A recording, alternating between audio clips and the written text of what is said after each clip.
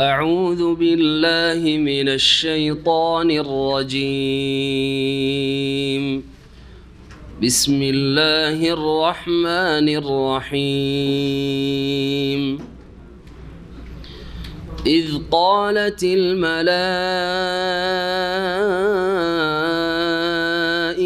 يا مريم إن الله يبشرك بكلمة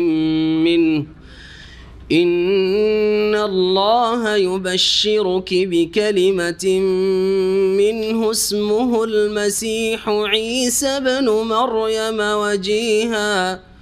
وجيها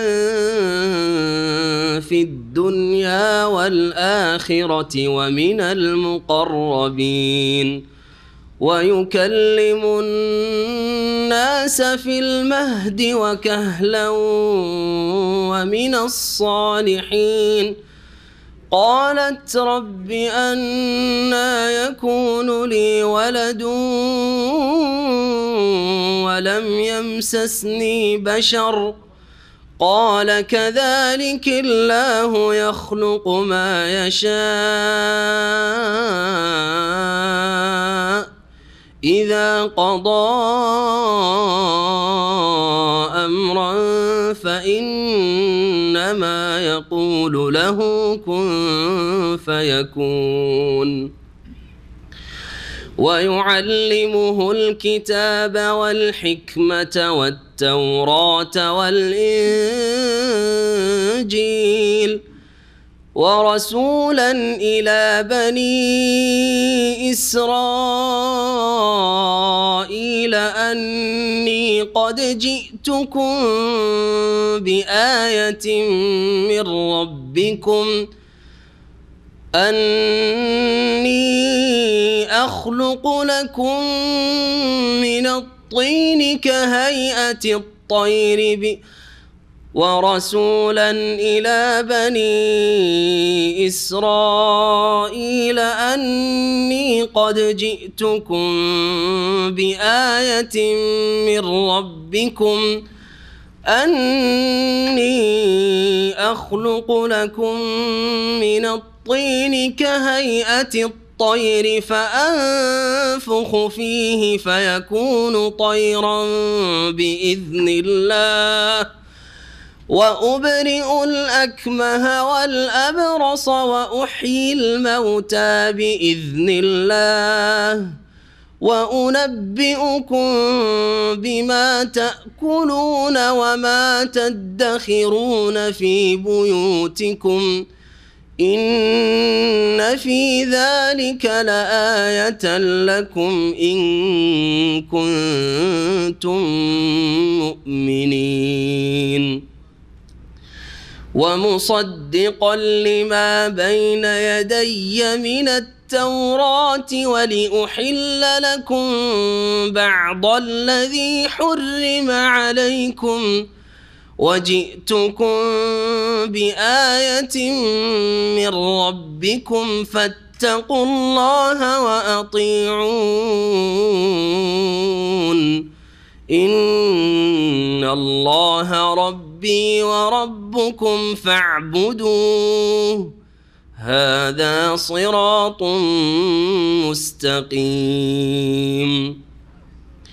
فلما أحس عيسى منهم الكفر قال من أنصاري إلى الله قال الحواريون نحن أنصار الله آمنا بالله واشهد بأننا مسلمون. ربنا آمنا بما أنزلت واتبعنا الرسول فاكتبنا مع الشاهدين. وما لنا لا نؤمن بالله وما جاءنا من الحق ونطمع أن يدخلنا ربنا مع القوم الصالحين ربنا آمنا بما أنزلت واتبعنا الرسول فاكتبنا مع الشاهدين ومكروا ومكر الله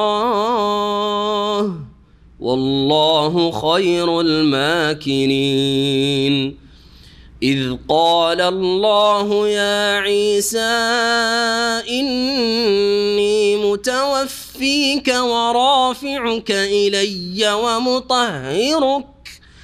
ومطهرك من الذين كفروا وجاعل الذين اتبعوك فوق الذين كفروا إلى يوم القيامة ثم إلي مرجعكم فأحكم بينكم فيما كنتم فيه تختلفون فأما الذين كفروا فأعذبهم عذابا شديدا في الدنيا والآخرة وما لهم من ناصرين وأما الذين آمنوا وعملوا الصالحات فيوفيهم أجورهم والله لا يحب الظالمين ذلك نتلوه عليك من الآيات والذكر الحكيم إن مثل عيسى عند الله كمثل آدم خلقه من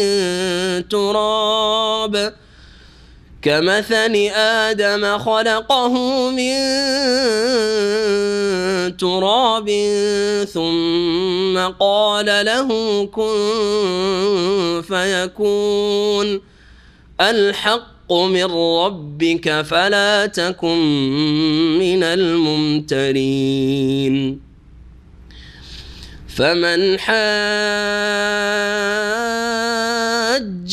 فيه من بعد ما جاءك من العلم فقل تعالوا ندع أبناءنا وأبناءكم ونساءنا ونساءكم وأنفسنا وأنفسكم ثم نبتهل فنجعل لعنة الله على الكاذبين إن هذا لهو القصص الحق وما من إله إلا الله وإن الله لهو العزيز الحكيم فإن تولوا فإن الله عليم بالمفسدين. السلام عليكم ورحمة الله وبركاته. بسم الله الرحمن الرحيم الحمد لله رب العالمين والصلاة والسلام على سيد المرسلين نبينا محمد وعلى آله وصحبه أجمعين أما بعد فأعوذ بالله من الشيطان الرجيم إذ قالت الملائكة يا مريم إن الله يبشرك بكلمة منه اسمه المسيح عيسى بن مريم وجيها في الدنيا والآخرة ومن المقربين ويكلم الناس في المهد وكهلا ومن الصالحين মহান আল্লাহর সমস্ত প্রশংসা যে আল্লাহ পাক রব্বুল আলামিন যাকে ইচ্ছা যেভাবে সৃষ্টি করতে চান সেইভাবেই তিনি সৃষ্টি করতে পারেন। আল্লাহ রাব্বুল আলামিন পৃথিবীতে যদিও সমস্ত কাজের ক্ষেত্রে বিভিন্ন উপায় উপকরণের ব্যবস্থা করেছেন যেগুলির মাধ্যমে সব কিছু ঘটে থাকে, তবে সৃষ্টিকর্তা একমাত্র আল্লাহ রাব্বুল আলামিন, যিনি এগুলির ব্যবস্থা করেছেন। এই ব্যবস্থা ছাড়া উপায় উপকরণ ছাড়াও তিনি সৃষ্টি করতে পারেন, তার নির্দেশেই সব কিছুই হয়। সালাত এবং সালাম নাজিল হোক নবী মুহাম্মদুর রাসূলুল্লাহ সাল্লাল্লাহু আলাইহি সাল্লামের উপর।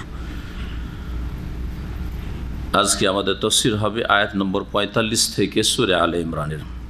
মহান আল্লাহ এই আয়াতগুলিতে যেগুলি সামনে আসছে আর গত সপ্তাহে বেশ কিছু আয়াতের তাফসীর হয়েছে, যেগুলিতে আল্লাহ রাব্বুল আলামিন মারিয়াম আলাইহিস সালাম, ঈসা আলাইহিস সালাম এবং এই বংশের আলে ইমরান বংশের ঘটনাবলী বর্ণনা করেছেন।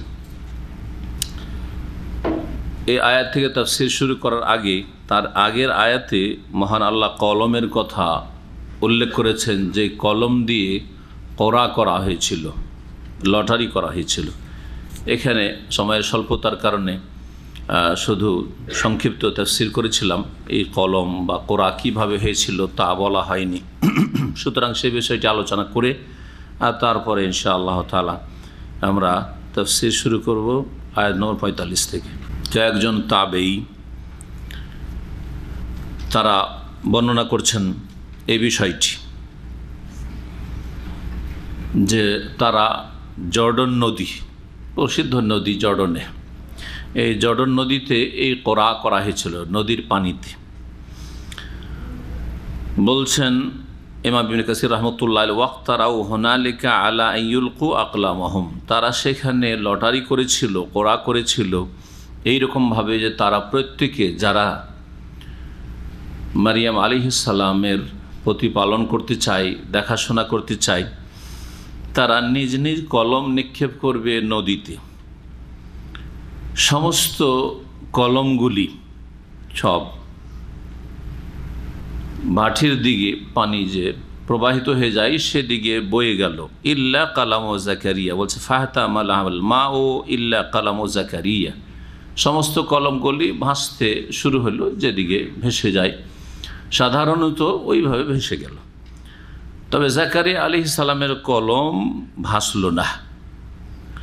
ফাইন্নাহু ইয়াসবতু বা ফাইন্নাহু সাবাতা, সেই কলমটি স্থির থাকলো।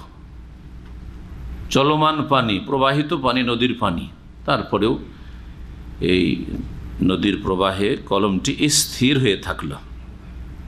এই একটি রিওয়ায়াত যেটা প্রসিদ্ধ, যেটা আমাদের দেশের ওয়াইজ বক্তারা কিন্তু বর্ণনা করেন না যে সে কলমটি স্থির ছিল, বরং দ্বিতীয় যে বর্ণনাটি এসছে সেটা বর্ণনা করে। ওয়ায়ুকালু, আর কেউ কেউ বলেছে ইন্নাহু যাহাবা সুউদান ইয়াশুক্কু জারিয়াতাল মা, কেউ কেউ বলেছেন যে কলমটি উজানের দিকে যেতে লাগলো।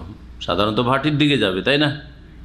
কিন্তু উজানের দিকে কলমটি যাওয়া শুরু করলো, যেটা নবীর জন্য, জাকারিয়া আলাইহিস সালামের জন্য মুজিজা, জাকারিয়া আলাইহিস সালামের জন্য অলৌকিকত্ব, মুজিজা। উজানে পানির যেদিকে বহমান রয়েছে তার বিপরীত দিকে কোনো কিছু ভেসে যায় না। ওয়াকানা মা যালিকা কাবীরুহুম ওয়া সাইয়্যিদুহুম ওয়া আলিমুহুম ইমামুহুম ওয়া নবিয়্যুহুম, জাকারিয়া আলাইহিস সালামই মারিয়াম আলাইহিস সালামের অভিভাবক হওয়ার বা দেখাশোনার অধিক হকদার ছিলেন, কারণ এক তো লটারিতে তিনি জিতলেন, এ সত্ত্বেও তিনি ছিলেন তাদের মধ্যে সবচাইতে বড় মানুষ, নেতৃস্থানীয় মানুষ, আলেম, ইমাম ছিলেন এবং তাদের নবী ছিলেন জাকারিয়া আলাইহিস সালাম। এই ছিল কোরা বা লটারির ঘটনা, যা ইমাম ইবনে কাসির রাহমাতুল্লাহ আলাইহি তার তাফসীরে বর্ণনা করেছেন। এখন আমরা তরজমা তাফসীর শুরু করি। মহান আল্লাহ ইরশাদ করেছেন, ইদ কালাতিল মালাইকাতু, স্মরণ করো তোমরা হে মানুষ, যখন ফেরেশতাগণ বলেছিল, ইয়া মারিয়াম, মারিয়াম আলাইহিস সালামকে সম্বোধন করি, হে মারিয়াম, ইন্নাল্লাহ ইউবাশশিরুকি বিকালিমাহ, নিশ্চয়ই মহান আল্লাহ তোমাকে সুসংবাদ দিচ্ছেন তার পক্ষ থেকে একটি বাণীর, বিকালিমাতি মিনহু, তার পক্ষ থেকে, মহান আল্লাহর পক্ষ থেকে একটি বাণীর। আর সেই বাণী কালিমা বলা হয়েছে ঈসা মসিহ আলাইহিস সালাম, অর্থাৎ এমন এক ব্যক্তির, এমন এক শিশুর, যেই শিশু আল্লাহর একটি বাণীর মাধ্যমে, কালেমার মাধ্যমে ভূমিষ্ঠ হবে, সৃষ্টি হবে। সেটা হচ্ছে কুন শব্দ। কোন একটি কালেমা, ওয়ার্ডের মাধ্যমে আল্লাহ কুন বলবেন, আর ঈসা আলাইহিস সালাম তার মায়ের গর্ভে আসবেন বিনা বাপে, বিনা উপায়ে। এই জন্য ঈসা আলাইহিস সালামকে কি বলা হয়েছে? কালিমাতুল্লাহ, আল্লাহর কালিমা, এই অর্থে বলা হয়েছে। রুহুল্লাহ, আল্লাহর পক্ষ থেকে স্পেশাল রুহ, যা বিনা উপায় আল্লাহ রাব্বুল আলামিন দান করেছেন। ইসমহুল মাসিহু ঈসা ইবনে মারইয়াম, যার নাম হচ্ছে আল মাসিহ, যার উপাধি নাম লাকাব হচ্ছে আল মাসিহ। মাসিহ মাসায়ামসহ গত সপ্তাহে বলেছিলাম। মাসায়ামসহ মানে হচ্ছে হাত ফেরানো বা হাত বোলানো, এই যে মাথার মাসাই করা, মোজার মাসাই করা বলি, হাত ফেরানো। তিনি কোনো জন্মান্ধের চোখের ওপর হাত বুলালে সাথে সাথেই দৃষ্টিশক্তি ফিরে আসতো। কুষ্ঠরোগী ভালো হতে পারে না সাধারণত কোনো ডাক্তারের মাধ্যমে, কুষ্ঠরোগীর গায়ে হাত বুলালে সাথে সাথেই নিরাময় হয়ে যেত। যিনি মারিয়াম পুত্র ঈসা আলাইহিস সালাম, ওয়াজিহান ফিদ দুনিয়া ওয়াল আখিরা, যিনি সম্মানিত ছিলেন মহান আল্লাহর কাছে ইহজগতেও দুনিয়াতেও, ওয়াল আখিরা, আর পরকালেও তিনি সম্মানিত হবেন। দুনিয়ায় সম্মানিত সবচেয়ে বড় সম্মান মর্যাদা হচ্ছে নবুয়ত এবং রিসালাতের সম্মান। তাকে আল্লাহ রাব্বুল আলামিন নবী এবং রসুল করেছেন। নবুয়ত এবং রিসালাত এমন একটি মর্যাদা, যেই মর্যাদা পৃথিবীর কোনো শক্তি এবং কোনো জনবল দিয়ে বা ধনবল দিয়ে কোনোটা দিয়ে হাসিল করা যায় না, বরং ইবাদত বন্দেগী দিয়ে হাসিল করে। সারা জীবন যদি সেজদায় পড়ে থাকে, কেউ কি নবী হতে পারবে? তো নবুয়ত এবং রিসালাতের যে মর্যাদা, এটি হচ্ছে আল্লাহ রাব্বুল আলামিনের বিশেষ অনুগ্রহ। এই জন্য মহান আল্লাহ নবী মুহাম্মদ রাসূলুল্লাহ সাল্লাল্লাহু আলাইহি ওয়াসাল্লাম, কানা ফাদলুল্লাহি আলাইকা আযীমা, হে নবী মুহাম্মদ সাল্লাল্লাহু আলাইহি ওয়াসাল্লাম, তোমার ওপর মহান আল্লাহর বড় অনুগ্রহ হয়েছে। ফজলে আজিম, বড় অনুগ্রহ হয়েছে। ওয়া আল্লামাকা মা লাম তাকুন তা'লাম ওয়া কানা ফাদলুল্লাহি আলাইকা আযীম, হে নবী তোমাকে এমন কিছু আল্লাহ শিখিয়েছেন যেটা তুমি মোটেই জানতে না, কিছুই জানতে না তুমি। অক্ষরের জ্ঞান ছিল না, আলিফ বা তা সা কিছুই জানতে না তুমি। ওয়া কানা ফাদলুল্লাহি আলাইকা আযীমা। তো নবুয়ত এবং রিসালাত না মানুষের ইবাদত বন্দেগী এবং রিয়াজত দিয়ে, মেহনত পরিশ্রম দিয়ে হাসিল করা যায়, আর না ধন সম্পদ দিয়ে হাসিল করা যায়, না গায়ের জোরে হাসিল করা যায়, না জনবল দিয়ে, সেনাবাহিনী দিয়ে হাসিল করা যায়, কোনো কিছু দিয়ে হাসিল করা যায় না। এই নবুয়ত রিসালাত দিয়ে আল্লাহ সম্মানিত করেছেন ঈসা আলাইহিস সালামকে। কোথায়? ফিদ দুনিয়া, দুনিয়াতে। এছাড়াও তার যে বৈশিষ্ট্যগুলি রয়েছে, মুজিজাত, সেগুলি সম্মান। ওয়াল আখিরা, পরকালে সম্মানিত। দুনিয়াতে আরেকটি সম্মান ঈসা আলাইহিস সালাম, যে দুনিয়াতে আল্লাহ তাকে আকাশে উঠিয়ে নিয়েছেন, এটা সম্মান। আবার আকাশ থেকে নামাবেন, এটা সম্মান। তাকে আল্লাহ রাব্বুল জীবন্ত উঠিয়েছেন ঘুমের অবস্থায়, আবার তাকে নামাবেন, তার এখনো মৃত্যু হয়নি, এটা সম্মান। যেই ক্ষেত্রে আর কেউ শরিক নেই, সকলে মৃত্যুবরণ করেছে, তিনি মৃত্যুবরণ এখনো করেন নাই। কিয়ামতের কাছাকাছি সময় পূর্বকালে আসবেন, মৃত্যু হবে, প্রত্যেকে মরতে হবে, আল্লাহ রাব্বুল আলামিন ছাড়া সকলকে মৃত্যুবরণ করতে হবে। আবার নেমে আসবেন, তার মাধ্যমে পৃথিবীতে আল্লাহ রাব্বুল আলামিন সংস্কার সংশোধন করবেন এবং ন্যায়কে প্রতিষ্ঠা করবেন। কোরআন সুন্নাহর বিচার কায়েম হবে, জীবনের প্রতিটি ক্ষেত্রে, প্রতিটি ঘরে ইসলাম প্রতিষ্ঠিত হবে, জীবনের প্রতিটি ক্ষেত্রে। এই সমস্ত বিষয়গুলি, এইরকম বহু দিক রয়েছে, যেটা সময়ের স্বল্পতার জন্য শুধু ইঙ্গিত করে ছেড়ে দিচ্ছি। এগুলি হচ্ছে কার মর্যাদা? ঈসা মাসিহ আলাইহিস সালামের। ওয়াজিহান ফিদ দুনিয়া, সত্যি দুনিয়ায় বড়ই সম্মানিত। ওয়াল আখিরা, পরকালে, পরকালে আল্লাহ রাব্বুল আলামিন তাকে জান্নাত তো দেবেন। আম্বিয়া রসুলগণ প্রথম, প্রত্যেক উম্মতের নবী রসুল প্রথম জান্নাত প্রবেশ করবে। শেষ নবী মুহাম্মদ সাল্লাল্লাহু আলাইহি ওয়াসাল্লাম প্রথম প্রবেশ করবেন, আর তারপরে তার উম্মত।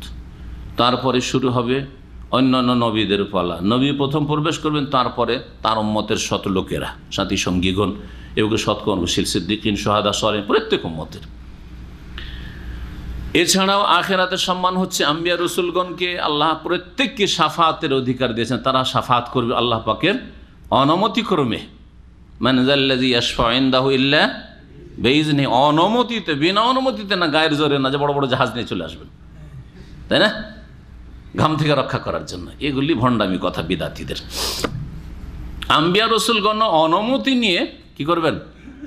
আর সে অনুমতি সেজদাই পড়ে হবে। সৈয়দুল মুরসালিন মুহাম্মদ সাল্লাল্লাহু আলাইহি ওয়াসাল্লাম, সমস্ত নবীর শ্রেষ্ঠ তিনি বলছেন ফাখিরু সাজাদান, সেজদায় লুটিয়ে পড়ব শাফাতের অনুমতি চাওয়ার জন্য। আর কত যে প্রশংসা আল্লাহ রাব্বুল আলামিন শিখাবেন এবং তিনি করবেন, আল্লাহ রাব্বুল আলামিনের। তারপরে আল্লাহ অনুমতি দেবেন যে ইয়া মোহাম্মদ, হে মোহাম্মদ সাল্লাল্লাহু আলাইহি ওয়াসাল্লাম, ইরফা রাসাক, সিজদা থেকে মাথা উঠাও, ওয়াকুল ইউসমা, বলো কি বলছো শোনা হবে, ওয়াসফা তো সাফা, সুপারিশ করো সুপারিশ শোনা হবে, ওয়াসাল তো তা, চাও তুমি কি চাইছো তোমাকে দেওয়া হবে। তখন নবী করিম সাল্লাল্লাহু আলাইহি ওয়াসাল্লাম শাফাত করবেন, উম্মতি উম্মতি, আমার উম্মতের জন্য সুপারিশ করছি। তো উম্মত হইতে হবে, ইসলাম থেকে বহিষ্কৃত হইতে হবে না। নামাজ ছেড়ে দিলে ইসলাম থেকে বহিষ্কৃত হয়ে যেত, উম্মত তো থাকে না। কারণ অনেকে বেনামাজি উম্মতের দাবিদার হয়ে বসে আছেন, তাদের সংশয় নিরসনের জন্য বলছি যে 5 ওয়াক্ত নামাজ ছাড়া নবী মুহাম্মদ রাসূলুল্লাহ সাল্লাল্লাহু আলাইহি ওয়াসাল্লামের উম্মত হওয়া যায় না। কবর মাজারে সেজদা করে নবীর উম্মত হওয়া যায় না, শিরক করে। তাওহীদের দিন নিয়েছেন রাসূলুল্লাহ সাল্লাল্লাহু আলাইহি ওয়াসাল্লাম। নবী করিম সাল্লাল্লাহু আলাইহি ওয়াসাল্লাম আদর্শ বাদ দিয়ে নবীর মর্যাদা অন্য কাউকে, ইমামকে, বুজুর্গকে, পীরকে দিয়ে দেবেন, এইভাবে নবীর উম্মত হওয়া যায় না। অন্যের উম্মত হয়ে পড়েছেন আপনি, অন্যের উম্মত হয়ে পড়েছেন আপনি। আকীদাই, ইবাদতে, আখলাকে, হালাল হারামে, মামলাতে, আচার আচরণে, সব কিছুতে নবী করিম সাল্লাল্লাহু আলাইহি ওয়াসাল্লাম আপনার জন্য উসওয়াতে হাসানা হইতে হবে। উত্তম আদর্শ আপনার জন্য জীবনের প্রতিটি ক্ষেত্রে মুহাম্মদুর রাসূলুল্লাহ সাল্লাল্লাহু আলাইহি ওয়াসাল্লাম। তারপর এই পথে চলতে গিয়ে বিলম্ব হয়ে গেছে, পিছিয়ে গেছি, কিছু পাপে জড়িয়ে গেছে, সেই ক্ষেত্রে শাফাত আছে। আর নবীর উম্মত থেকে বাইরে চলে গিয়ে দাবি করবে যে নবীর উম্মত, এইভাবে তো শাফাত নেই। শাফাত সম্পর্কে বড়ই ভুল ধারণা আমাদের ভারত, বাংলাদেশ, পাকিস্তানের মানুষের রয়েছে যে শাফাত মানে শুধু দাবিদার মুসলিম হলেই শাফাত রয়েছে। কখনো না। সত্যিকার মুসলিম ইসলামকে রক্ষা করতে হবে, সেটা তাওহীদের মাধ্যমে আর সুন্নতের মাধ্যমে, শিরক মুক্ত এবং বিদআত মুক্ত হওয়ার মাধ্যমে। আর তারপর এই পথে চলতে গিয়ে কেউ একটু ভালো গতিতে চলেছে, কেউ একেবারে মন্থর গতিতে, কচ্ছপের গতিতে। এই কচ্ছপের গতিওয়ালা, পিপিলিকার গতিওয়ালা যেসব মুসলিম, কিন্তু গতি, উদ্দেশ্য, টার্গেট ঠিক আছে, দিক ওই নবীর দিকেই চলেছে, জান্নাতের দিকে চলেছে, ওদের জন্য শাফাত রয়েছে। যা পিছিয়ে যাচ্ছে 500 বছর জাহান্নামে থাকতে হচ্ছে, 1000 বছর পিছিয়ে গেছে, 1000 বছর জাহান্নামে থাকতে হচ্ছে, 50 বছর জাহান্নামে থাকতে হচ্ছে, কারণ অনেক পিছিয়ে গেছে জান্নাতে যেতে, ওদের জন্য শাফাত রয়েছে। তো এইসব মর্যাদা সবচেয়ে বড় দেওয়া হয়েছে নবী মুহাম্মদুর রাসূলুল্লাহ সাল্লাল্লাহু আলাইহি ওয়াসাল্লামকে, আর তারপরে সমস্ত রসুলগণকে দেওয়া হয়েছে, আম্বিয়াগণকে দেওয়া হয়েছে। আর ঈসা আলাইহিস সালাম আল্লাহর শ্রেষ্ঠ রসুল, তাকে শাফাতের মর্যাদা দেওয়া হয়েছে। ওয়ামিনাল মুকাররাবিন, যদি মনে করেন যে আমরা দাবিদার মুসলিম হলেই আমাদের জন্য শাফাত রয়েছে, তো বর্তমান খ্রিস্টান জগৎ যারা তৃত্ববাদে, 3 খোদায় বিশ্বাসী, তাদের জন্য কি ঈসা আলাইহিস সালাম সুপারিশ করবেন নাকি? তারা তো জান্নাতে নিয়ে যাবেন না? তারা মুশরিক, তারা কুফার। ঠিক ওই রকমই মনে রাখবেন যে আপনি মুহাম্মদ সাল্লাল্লাহু আলাইহি ওয়াসাল্লামের উম্মত হওয়ার দাবিদার, কিন্তু শিরক করে আপনি ইসলাম থেকে বেরিয়ে গেছেন। আপনাদের ওই শ্রেণীর মুসলিম যারা শিরকি, বড় বড় আকিদার ক্ষেত্রে বড় শিরক যাদের রয়েছে, তাদের অবস্থা ওই রকমই যেমন বর্তমান খ্রিস্টান জগৎ, ইহুদি জগতের অবস্থা, কোনো ভিন্নতা নেই। এটাই বিশ্বাস রাখতে হবে। তাওহীদের দিন যদি কায়েম থাকে, সুন্নতের পথে চলছেন কিন্তু চলতে গিয়ে ঢিলা, সেসব ক্ষেত্রে কিছু ফাসিকি আছে, কিছু হারাম খাওয়া আছে, কিছু হারাম জীবনযাপন আছে, সেই ক্ষেত্রে শাফাত হইতে পারে। তারপরেও যাকে ইচ্ছা অনুমতি দিবেন, যার জন্য ইচ্ছা অনুমতি। আপনি মনে করেন না যে আমি সুদ খেয়েছি আমার জন্য নবীর শাফাত হয়ে যাবে, আমি ঘুষ খেয়েছি আমার জন্য নবীর শাফাত হয়ে যাবে, আমি কিছু জীবনে হারাম দেখেছি, হারাম শুনেছি, সেজন্য আমার জন্য শাফাত হইতে পারে, আপনার জন্য অনুমতি না হইতে পারে। ওয়ালা ইয়াশফাউনা ইল্লা লিমান ইরতাদা, নবী রাসূলগণ বারা সুপারিশকারীরা সুপারিশ করতে পারবে না, তবে যার জন্য আল্লাহ সন্তুষ্টি প্রকাশ করবেন যে আমি রাজি আছি, এর জন্য সুপারিশ করো। সুপারিশের বিষয়ে, শাফাতের বিষয়ে বড়ই বিভ্রান্তি রয়েছে। এই ধোকায় থাকলেই ক্ষতিগ্রস্ত হবেন। ওয়ামিনাল মুকাররাবিন, এবং ঈসা আলাইহিস সালাম আল্লাহ রাব্বুল আলামিনের নৈকট্যপ্রাপ্তদের দলভুক্ত ছিলেন। ওয়ায়ুকাল্লিমুন নাসা ফিল মাহদি ওয়া কাহলা, এবং তিনি মানুষের সাথে কথা বলবেন ফিল মাহদি। আল্লাহ রাব্বুল আলামিন সুসংবাদ দেওয়ার সময়, এখন ঈসা আলাইহিস সালাম জন্মেনি, তখনকার কথা, তখন আর সুসংবাদ দিচ্ছেন আল্লাহ রাব্বুল আলামিন। বলছেন যে ঈসা আলাইহিস সালাম মানুষের সাথে কথা বলবেন ফিল মাহাদে, দোলনাই, মাহাদ দোলনা, মায়ের কোলে মাহাদ, ওয়া কাহলান, এবং পরিণত বয়সে, বয়সপ্রাপ্ত হয়ে, বড় হয়ে কথা বলবেন। এই কাহলান, কাহলান যৌবন থেকে শুরু করে বার্ধক্য পর্যন্ত মাঝামাঝি যে সময়টা রয়েছে, এটাকে আরবি ভাষায় কুহুলা বলা হয়। এটা হচ্ছে তফুলা, তার আগে একটা হচ্ছে দুধ পানের অবস্থা, 2 বছর পর্যন্ত স্তন্য দান করছে মা, এটা হচ্ছে দুধপানের অবস্থা। তারপরে তখন তুফুলার অবস্থা আসে, তারপরে শাবাব যৌবনের অবস্থা আসে। যৌবন পার হওয়ার পরে যৌবন পার হওয়ার পরে এখন 25-30 চলছে 40, 50 পর্যন্ত, এটা হচ্ছে কহুলা। 50-এর পরে গেলে তখন দাড়ি সাদা হইতে লাগে, চুল সাদা হইতে লাগে সাধারণত, তখন তাকে বলা হয় শৈখা বা শৈখুখা, বার্ধক্য। তো যৌবনকাল আর বার্ধক্যের মাঝামাঝি সময়েও তিনি কথা বলবেন। আর অধিকাংশ আম্বিয়া রসুলগণ 40 বছর বয়সেই নবুয়ত রিসালাত প্রাপ্ত হয়েছেন। তো ঈসা আলাইহিস সালাম বড় হয়ে নবী রসুল যখন হবেন তখনও মানুষের সাথে কথা বলবেন, আল্লাহর পক্ষ থেকে ওহী মারফত কথা বলবেন। আর মায়ের কোলে ভূমিষ্ঠ হওয়ার পরেই যখন ইহুদিরা, সেখানকার সমাজ সন্দেহ করছিল তার মা সম্পর্কে, অসতী, এ হচ্ছে যারুর সন্তান, কার যে জন্ম, কোত্থেকে যে নিয়ে এসছে, মুখ খুলে গেল। যেই কথাগুলি বিস্তারিত সূরা মারইয়ামে মহান আল্লাহ বর্ণনা করেছেন। সূরা মারইয়ামের তাফসীর আমাদের অলরেডি হয়েছে। পরিণত বয়সে মানে নবুয়ত পাওয়ার পরে যে কথাগুলি বলবেন, তার আকাশে ওঠার আগে, এটা হচ্ছে একটি তাফসীর। আর একটি তাফসীর হচ্ছে যে কাহলান মানে তিনি কিয়ামতের কাছাকাছি আবার যে নেমে আসবেন পৃথিবীতে, আসার পরে মানুষের, ওই যুগের মানুষদের সাথে কথা বলবেন। এটা অনেকে তাফসীর, যেটা তার একমাত্র বৈশিষ্ট্য। ওয়ামিনাস সালেহিন, এবং তিনি সৎকর্মশীলদের অন্তর্ভুক্ত হবেন। কালাত, এসব সুসংবাদ শুনে মারিয়াম আলাইহিস সালাম অবাক হলেন। এই কোন কথা হইল? আরে আমার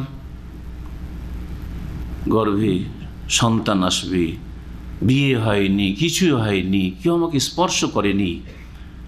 কালাত বললেন, রব্বে আন্না ইয়াকুনু লি ওয়ালাদ, হে আমার প্রতিপালক, কেমন করে আমার সন্তান ভূমিষ্ঠ হবে? ওয়ালাম ইয়ামসাসনি বাশারুন, অথচ কোনো মানুষ আমাকে স্পর্শ করে নাই। কালা, মহান আল্লাহ বলছেন, কাযালিক, এইভাবেই হবে, এইভাবেই হবে। কাযালিকিল্লাহ ইয়াখলুকু মা ইয়াশা, এইভাবেই আল্লাহ রাব্বুল আলামিন সৃষ্টি করেন মা ইয়াশা, যা ইচ্ছা করেন।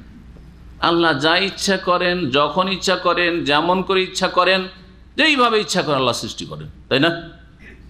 আল্লাহ কালো করেছেন, সেটাও আল্লাহর ইচ্ছা। আপনার বাপ মারও ক্ষমতা নেই, আমারও বাপ মার ক্ষমতা নেই, আর যে ভূমিষ্ঠ তারও কোনো ক্ষমতা নেই, আছে কারও কোনো ক্ষমতা নেই। কাউকে খাটো করেছেন, কাউকে লম্বা করেছেন, কাউকে সুন্দর করেছেন, কাউকে সুন্দর করেন নাই, সব কিছু। কাউকে আল্লাহ সুস্থ রেখেছেন, কাউকে অসুস্থ করে সৃষ্টি করেছেন, কাউকে আল্লাহ পাক দীর্ঘ সময় দিয়েছেন সৃষ্টি করার পরে, কাউকে সৃষ্টি করার পরেই মৃত্যুদান করেছেন, কাউকে মাতৃগর্ভে মৃত্যুদান করেছেন। ইয়াখলুকু মা ইয়াশা, যেইভাবে যখন ইচ্ছা আল্লাহ যেইভাবে সৃষ্টি করেন, আল্লাহ সব কিছুই করতে পারেন। ইযা কাযা আমরান, যখন তিনি কোনো কিছু স্থির করেন, কোনো কিছু চূড়ান্ত ফয়সালা করেন যে আমি করব, ফাইন্নামা ইয়াকুলু লাহু কুন ফায়াকুন, তখন নিশ্চয়ই তিনি আল্লাহ বলেন ওই বিষয়টি সম্পর্কে, কোন হয়ে যাও, ফায়াকুন, অতঃপর তা হয়ে পড়ে, তখন তা হয়ে যায়। আল্লাহকে শুধু কোন বলতে হয়। আগুনের মধ্যে আল্লাহ ক্ষমতা দিয়ে রেখেছেন, কিসের? তাপের, জ্বালিয়ে দেওয়ার, তাই না? এটা দেওয়া আছে, কোন বলে আল্লাহর দেওয়া আছে, যে তোমাকে সৃষ্টি করেছে এই কাজের জন্য, জ্বালিয়ে দেওয়ার জন্য, গরম করার জন্য, পুড়িয়ে দেওয়ার জন্য, তাই না? এর ব্যতিক্রম হুকুম আল্লাহ দিলেন, ইয়া নারু কুনি বারদান। কোনের মুয়ান্নাস স্ত্রীলিঙ্গ হচ্ছে কুনি বারদান, আরবিতে যেহেতু আগুন, মুয়ান্নাস নার, সেটা কুনি, কোন থেকে কুনি বারদান, ঠান্ডা হয়ে যাও তুমি। আল্লাহ এই কুনি বললেন, হয়ে গেল, ঠান্ডা হয়ে গেল। যে কোনো ক্ষেত্রে আল্লাহ কি বলেন, যখন কিছু করার স্থির করেন, কোন হয়ে যাও, ফায়াকুন, তা হয়ে পড়ে। ওয়ায়ুআল্লিমুহুল কিতাব ওয়াল হিকমাত ওয়াত তাওরাত ওয়াল ইনজিল, এবং আল্লাহ রাব্বুল আলামিন ঈসা আলাইহিস সালামকে জ্ঞান দান করবেন আল কিতাবের, ওয়াল হিকমাত, এবং প্রজ্ঞার জ্ঞান দান করবেন, হিকমত, ওয়াত তাওরাত, তাওরাতের এবং ইনজিলের জ্ঞান দান করবেন। তাওরাত ইনজিলের কথা উল্লেখ করা হয়েছে। তাওরাত ইনজিল বুঝি আসমানি কিতাব, আল্লাহ নাযিল করেছেন মুসা আলাইহিস সালামের উপর তাওরাত, এবং ঈসা আলাইহিস সালামের জন্য ইনজিল। হিকমত, হিকমত হচ্ছে প্রজ্ঞা, যে কোনো ক্ষেত্রে প্রজ্ঞা।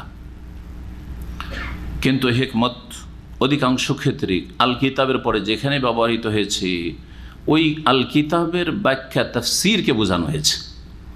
এই জন্য এখানে কোরআনে কারীমকে আল কিতাব বলা হয়েছে, আর তারপরে হিকমা বর্ণনা করা হয়েছে। হুয়াল্লাযী বাআসা ফিল উম্মিয়িনা রাসূলান মিনহুম ইয়াতলু আলাইহিম আয়াতিহি ওয়া ইউযাক্কিহিম ওয়া ইউআল্লিমুহুমুল কিতাবা ওয়াল হিকমা। মুহাম্মদুর রাসূলুল্লাহ সাল্লাল্লাহু আলাইহি সাল্লাম তাদেরকে আল কিতাবের জ্ঞান দেবেন, শেখাবেন তার উম্মতকে, ওয়াল হিকমা এবং হিকমা, এই কিতাবের পরে হিকমা।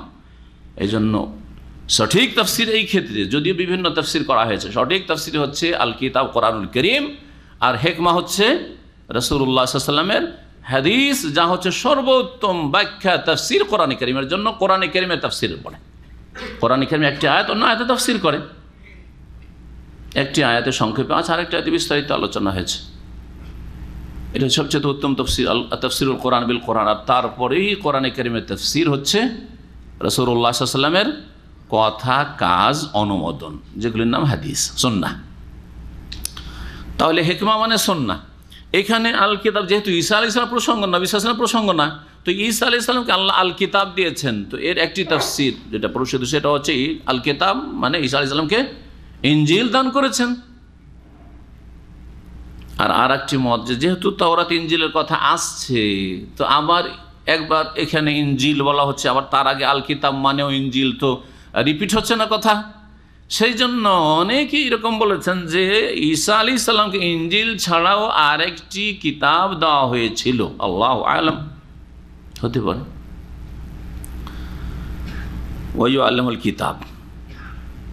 আবার কেউ কেউ বলেছেন আল কিতাব মানে হচ্ছে মাকতুব, লিখন, যে কোনো লিখন, লিখা, তাকে লিখার জ্ঞান দান করবেন, তিনি লিখবেন এবং লিখা পড়তে পারবেন, তাকে আল কিতাব, কিতাব আর জ্ঞান দান করবেন। কিতাব আমরা বই পুস্তকে বলি, আর কিতাব মানে লিখনি, কাতাবা ইয়াকতুবু কিতাবান ওয়া কিতাবাতান মানে লিখা। তো লিখন তাকে শেখাবেন আল্লাহ রাব্বুল আলামিন, ওয়াল হিকমা এবং তাকে প্রজ্ঞা শেখাবেন। আল কিতাব মানে যদি যে কোনো অন্য কিতাব হোক যা আল্লাহ দিয়েছেন তাকে, অথবা ইনজিলি হোক। হিকমা মানে হচ্ছে তার তাফসীর, যা আম্বিয়া রসুলগণের মাধ্যমে আল্লাহ করিয়েছেন। প্রত্যেক নবীকে আল্লাহ পাঠিয়েছেন কিসের জন্য? যেই কিতাব নাজিল হয়েছে তার ওপর বা তার পূর্বে কোনো রসুল, সেই কিতাবের ব্যাখ্যা বিশ্লেষের জন্য। জি, ওয়া আনজালনা ইলাইকা যিকরা লিতুবাইয়িনা লিন-নাসি মা নুযিলা ইলাইহিম। মহান আল্লাহ বলছেন, হে নবী, তোমার প্রতি আমি উপদেশ নাজিল করেছি। আর যিকর হচ্ছে আল কোরআন, লিতুবাইয়িনা লিন-নাস, যাতে করে মানব জগতের জন্য তুমি বর্ণনা করে দাও। এই যে বর্ণনা, নবীর ডিউটি কি? বয়ান করে দাও, বর্ণনা করে দাও। এই বর্ণনাই হচ্ছে তাফসীর, আল কোরআনের বর্ণনা। নবী করিম সাল্লাল্লাহু আলাইহি ওয়াসাল্লামের কথা, কাজ, তার সিরাত, তার জীবনী হচ্ছে কোরআন কারীমের তাফসীর। ওয়া রাসূলান ইলা বানি ইসরাঈল, এবং হে ঈসা, তোমাকে আমি রাসূল করব বনি ইসরাঈলের উদ্দেশ্যে। বা ঈসার মাকে বলা হয়েছে তোমার ছেলে রাসূল হবে বনি ইসরাঈলের উদ্দেশ্যে, যেহেতু এখন ঈসা আলাইহিস সালামের জন্ম হয়নি। তোমার গর্ভে যে ছেলে আসছে সেই ছেলে রাসূলান ইলা বানি ইসরাঈল, ওয়া জাআলনাহু রাসূলান ইলা বানি ইসরাঈল, তাকে আমি বনি ইসরাঈল বংশের জন্য আমি রাসূল করেছি। সে একসময় রাসূল হয়ে আসবে। আন্নী ক্বাদ জি'তুকুম বিআয়াতিন মির রাব্বিকুম, আর সে বলবে, ঈসা আলাইহিস সালাম বলবে জাতিকে, যে তোমাদের কাছে তোমাদের প্রতিপালকের পক্ষ থেকে নিদর্শন নিয়ে এসেছি। আয়াত, আয়াত মানে আল্লাহ পাকের বিধান, শরঈ আয়াত। আর আয়াত মানে সৃষ্টিগত আয়াত হচ্ছে মুজিজা, অলৌকিকত্ব কিছু নিয়ে এসেছি। এখানে মুজিজা বোঝানো হয়েছে। তারপরে আল্লাহ রাব্বুল আলামিন এই মুজিজাগুলির কথা বর্ণনা করছেন। ঈসা আলাইহিস সালাম বলবেন নবী হয়ে, আন্নী আখলুকু লাকুম মিনাত তিনি কাহাইয়াতিত তায়রি, আমি তোমাদের উদ্দেশ্যে আকৃতি দান করব। আখলুকু, খালাকা, আখলুকু মানে কি করা? সৃষ্টি করা, তৈরি করা না। খালাকা আখলুকু মানে কি? সৃষ্টি করা। সৃষ্টিকর্তা কে? একমাত্র আল্লাহ। এই জন্য এখানে খালাকা মানে সাওয়ারা, রূপ দান করা, আকৃতি দান করা। এখানে খালাকা মানে সৃষ্টি করা না। ঈসা আলাইহিস সালাম সৃষ্টি করার ক্ষমতা রাখেন না, আর তিনি সৃষ্টি করেননি। বরং এখানে আখলুকু লাকুম মানে উসাউয়িরু লাকুম মিনাত তিনে, কাদা মাটি দিয়ে আমি কি করব? আকৃতি গঠন করব তোমাদের সামনে, তোমাদের উদ্দেশ্যে। কাহাইয়াতিত তায়রি, পাখির মতো কাদা মাটি দিয়ে পাখি তৈরি করলেন একটা। এখনো রূহ আসেনি, রূহ দেওয়ার ক্ষমতা তার নেই। প্রাণ দেওয়ার ক্ষমতা নেই। ফায়ানফুখু ফীহি, অতঃপর তাতে আমি ফুৎকার দেব, ফু দেব।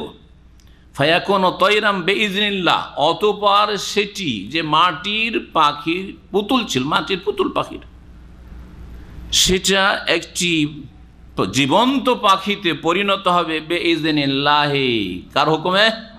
আল্লাহর অনুমতিক্রমে, আল্লাহর ইচ্ছাই, আল্লাহর ইজনে।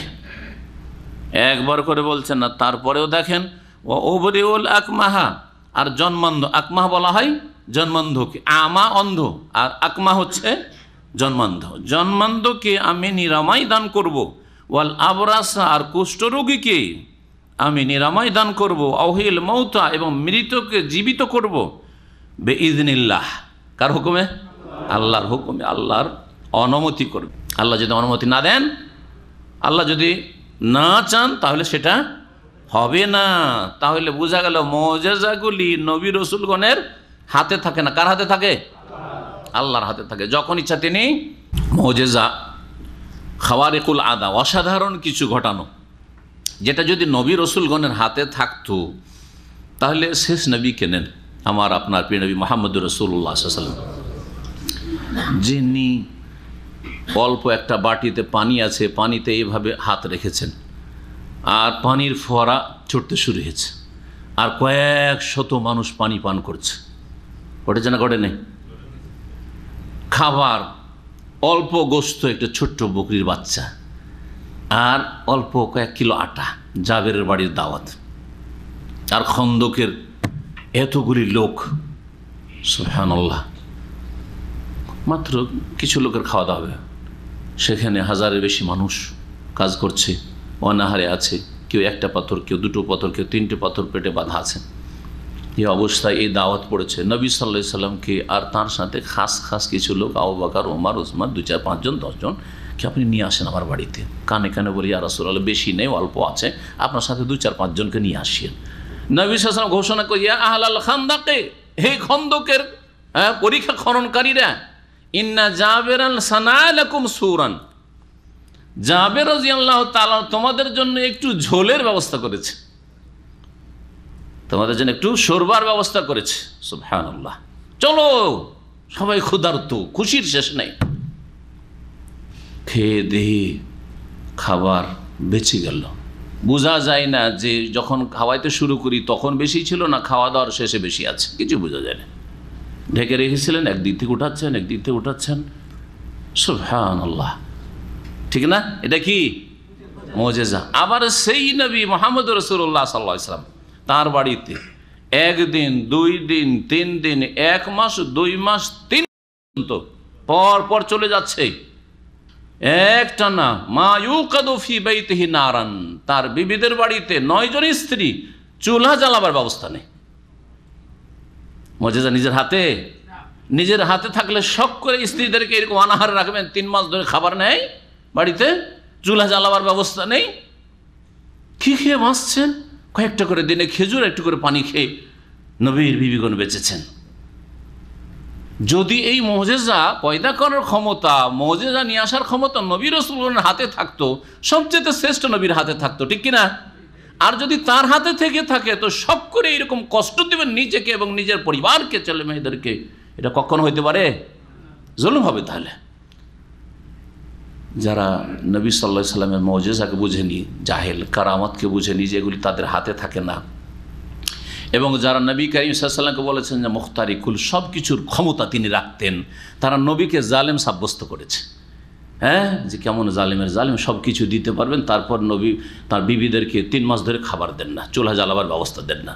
জালেম সাব্যস্ত হবে না? আপনার টাকা আছে, বেতন পাচ্ছেন মাসের মাস, আর বাড়িতে যদি টাকা না পাঠান, খরচ না পাঠান, চুলা জ্বালাবার ব্যবস্থা আপনার স্ত্রী, জালেম কি না? আপনি জালেম না? বুঝেন না? তাহলে যারা নবীকে এই শিরকি আকীদায় বিশ্বাসী, যারা বলেছে মুখতারিকুল, হ্যাঁ তিনি সব কিছু ক্ষমতা রাখেন, দুনিয়া আখিরাতের মালিক তিনি, তারা নবীকে জালেম সাব্যস্ত করেছে তাদের এই কুফরিয়া শিরকি আকীদা দিয়ে।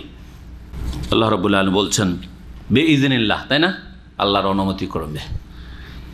আর হক্কানি পীর কি বলছে? নাতি মারা গেছে, আর বুড়াকে খাওয়াবার আর কেউ না, ওই নাতি ছাড়া, ঠিক না? তখন ওই নাতির বা ওর দাদার যে পীর সাহেব, হক্কানি পীর, হ্যাঁ, ও জানতে পেরেছে কী হয়েছে, কান্নাকাটি চলছে বাড়িতে। ঘটনা জানেন না? জানেন না? কোন কিতাব আছে? ভেদে মারেফাত ইয়াদে খোদা, আটরসি পীরের কিতাব, দেওয়ানবাগির কিতাব, হ্যাঁ, চরমনাইয়ের কিতাব, যেটা সবচেয়ে হক্কানি। হক্কানির যদি এই শিরকি অবস্থা হয়, তো বাকি যেগুলিকে ভণ্ড বলছেন সেগুলি শিরকের কোন যে নিম্ন স্তরে পৌঁছা আছে আল্লাহ পাক ভালো জানেন। হক্কানিদের যদি ঈমান এরকম ভঙ্গ হয়ে থাকে, কিতাবে বলছে এই ভেদে মারিফত, জি আমার ওই 6টি আলোচনাতে পাতা নম্বর সহ আছে, পড়ে নেবেন। হ্যাঁ, এবং তারা আমার বিরুদ্ধে একটা কিতাব লিখেছে, তাতে স্বীকার করেছে যে হ্যাঁ, ওলিদের এই ক্ষমতা হইতে পারে, হ্যাঁ, আল্লাহর অনুমতি ছাড়া। বরং আরও ক্লিয়ার করে দিয়েছে যে আল্লাহর অনুমতি ছাড়াও তারা এইরকম করতে পারে, মৃতকে জীবিত করতে পারে। রূহ কবজ করে নিয়ে চলে গেছে, তারপরে হঠাৎ করে সেই দাদা উঠে বসে গেছে, জিন্দা হয়ে গেছে। কে জিন্দা করলো? ওই যে পীরে কামেল জিন্দা করলো। কিভাবে জিন্দা করলো? মরে পড়ে আছে, বলছে কম বেইজনি, এই শব্দটি আছে ওই কিতাবে। কি আছে? কম বেইজনি, আমার এজেনে, আমার অনুমতিতে উঠো। কত বড় কুফরি কথা! একজন শ্রেষ্ঠ রসুল ঈসা আলাইহিস সালাম, যিনি আসমানে উঠেছেন, এত বড় মর্যাদা পেয়েছেন, হ্যাঁ, যিনি বিনা বাপে পয়দা হয়েছেন, তিনিও বলছেন যে বেইজনিল্লাহ, আল্লাহর অনুমতি ছাড়া হইতে পারে না, আল্লাহর অনুমতি ছাড়া হইতে পারে না। আর এদের ধর্মকর্মে নিজের ক্ষমতায় এরা মৃতকে জীবিত করতে পারে, প্রাণ দিতে পারে। হায়াতের মালিক, মৌতের মালিক এরা। আউযু বিল্লাহি মিনাশ শিরকি ওয়াল কুফর, আল্লাহুম্মা ইন্নী আউযু বিকা মিনাশ শিরকি ওয়াল কুফরি ওয়াল ফাকরি। নবী করিম সাল্লাল্লাহু আলাইহি ওয়াসাল্লাম এই দোয়া শিখিয়েছেন। পানা চান এইসব বদ আকীদা থেকে এবং ছেড়ে আসেন এইসব শিরকি কুফরি আকীদা, পরিত্যাগ করেন, তালাক দেন এদের কিতাবকে, এদের ধর্মকর্মকে আর এদের তরিকতকে। আল্লাহ পাক রব্বুল আলামিন আপনাদেরকে কোরআন এবং হাদিসের রাস্তা যেন দেখেন, আমাদের রাস্তা বলছি না, কোরআন এবং হাদিসের রাস্তা আল্লাহ যেন আপনাদেরকে দেখার তৌফিক দান করেন। ওয়া উনাব্বিউকুম বিমা তাকুলুনা ওয়া মা তাদাখিরুনা ফি বুয়ুতিকুম, এবং তোমাদেরকে এটাও মুজিজা ঈসা আলাইহিস সালামের, তোমাদেরকে আমি আগেই বলে দিতে পারবো, জানিয়ে দেব। বিমা তাকুলুন, যে বাড়িতে কি খাচ্ছ, খেয়ে দিয়ে এসছে। ঈসা আলাইহিস সালাম বলেন যে বাড়িতে তুমি খেয়ে এসছো, ভাত খেয়েছো না, রুটি খেয়েছো না, আর কিছু খেয়েছো, হ্যাঁ, কি খেয়েছো বলতে পারবেন তিনি। আল্লাহ রাব্বুল আলামিন এটা কি দিয়েছিলেন? মুজিজা। মুজিজা মানে তার হাতে নাই যে সবসময় বলতে পারবেন, হ্যাঁ, যখন আল্লাহ এইটা দিয়েছেন তখন, তার আগেও না, আর যদি আল্লাহ নিয়ে নেন তখনও না, সব আল্লাহর অনুমতি করবে। ওয়া মা তাদাখিরুনা ফি বুয়ুতিকুম, এবং তোমাদের বাড়িতে কি তোমরা সঞ্চয় করে রাখছো, বাড়িতে আছে। বলতে পারবেন যে বাড়িতে কয় কিলো চাউল আমার বাড়িতে আছে? আপনাদের বাড়িতে কয় কিলো চাউল আছে কেউ বলতে পারবে? হক্কানি পীর পারবে। ও যে মৃতকে জিন্দা করতে পারে, তো কেন বলতে পারবে না? আউযু বিল্লাহ, এটা মুজিজা নবী রাসূলগণের। আর নবী রাসূলের মর্যাদা দিয়ে দিয়েছে এগুলিকে, যাদেরকে ওলি বলছে, যাদেরকে পীর বলছে, যে ওইরাও পারে। আউযু বিল্লাহ, কোথাকার শেখ সাদি আর কোথার বকরির নেদি, কথা বুঝতে পারছেন? শিরকি কুফরি আকীদা রাখে এরা, বকরির নেদি। আর আম্বিয়া রাসূলগণ, হ্যাঁ, বলে যে শেখ সাদি, সারা আর সোরাইয়া, কোথায় ধ্রুব তারা আর কোথায়, হ্যাঁ, পাতালের মাটি।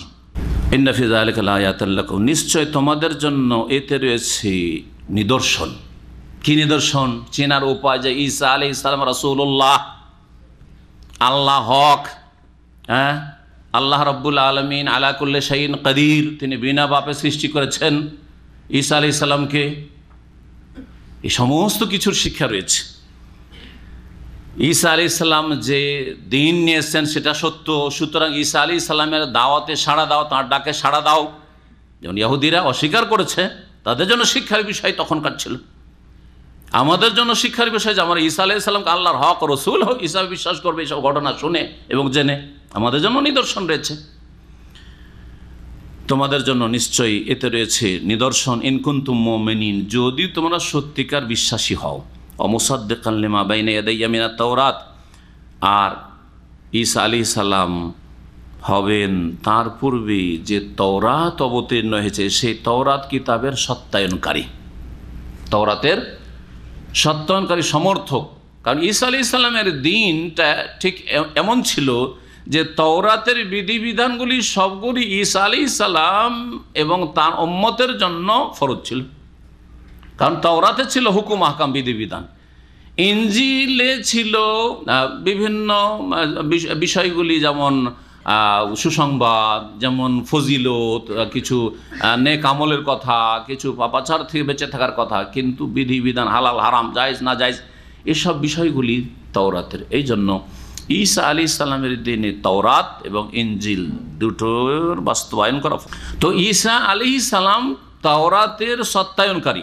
তারপরে তাওরাতে যেসব বিষয়গুলি রয়েছে আরও সামনে আসবে, সেসব বিষয়ের ব্যাখ্যা করতে গিয়ে যে ইহুদি আলেমদের, বনি ইসরায়েলের আলেমদের ভুল হয়েছে ইজতিহাদে, সেগুলির ক্ষেত্রে ঈসা আলাইহিস সালাম সত্যায়নকারী। যেমন মুসলিম সমাজের উলামা কেরামদের মাঝে ইখতিলাফ হয়েছে, মাসলা মাসাইলে, হয়েছে না হয় নাই?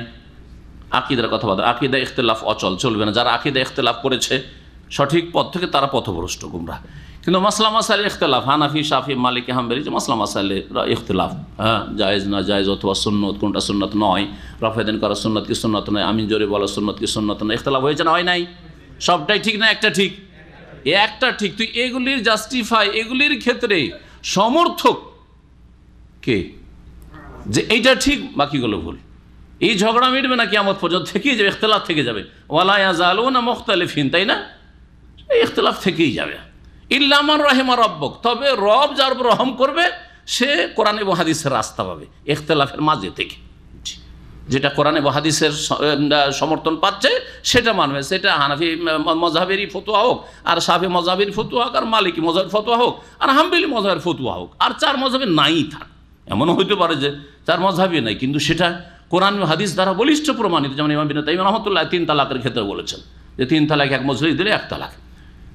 তো কথা হচ্ছে যে চূড়ান্ত ফয়সালা দানকারী আর কোনো নবী তো আসবে না যে দেখো 4 ইমামের যে ইখতিলাফ হয়েছে এগুলোর ক্ষেত্রে অমুক ফতোয়াটা ঠিক, ওইগুলো ভুল, বলার আছে কেউ?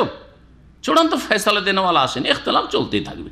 কেউ এই পক্ষ নিবে, কেউ ওই পক্ষ নিবে, কেউ গোঁড়ামি করবে, কেউ উদার হবে ইত্যাদি, কেউ হেদায়েত পাবে, কেউ হেদায়েত পাবে না, এসব ক্ষেত্রে থাকবেই।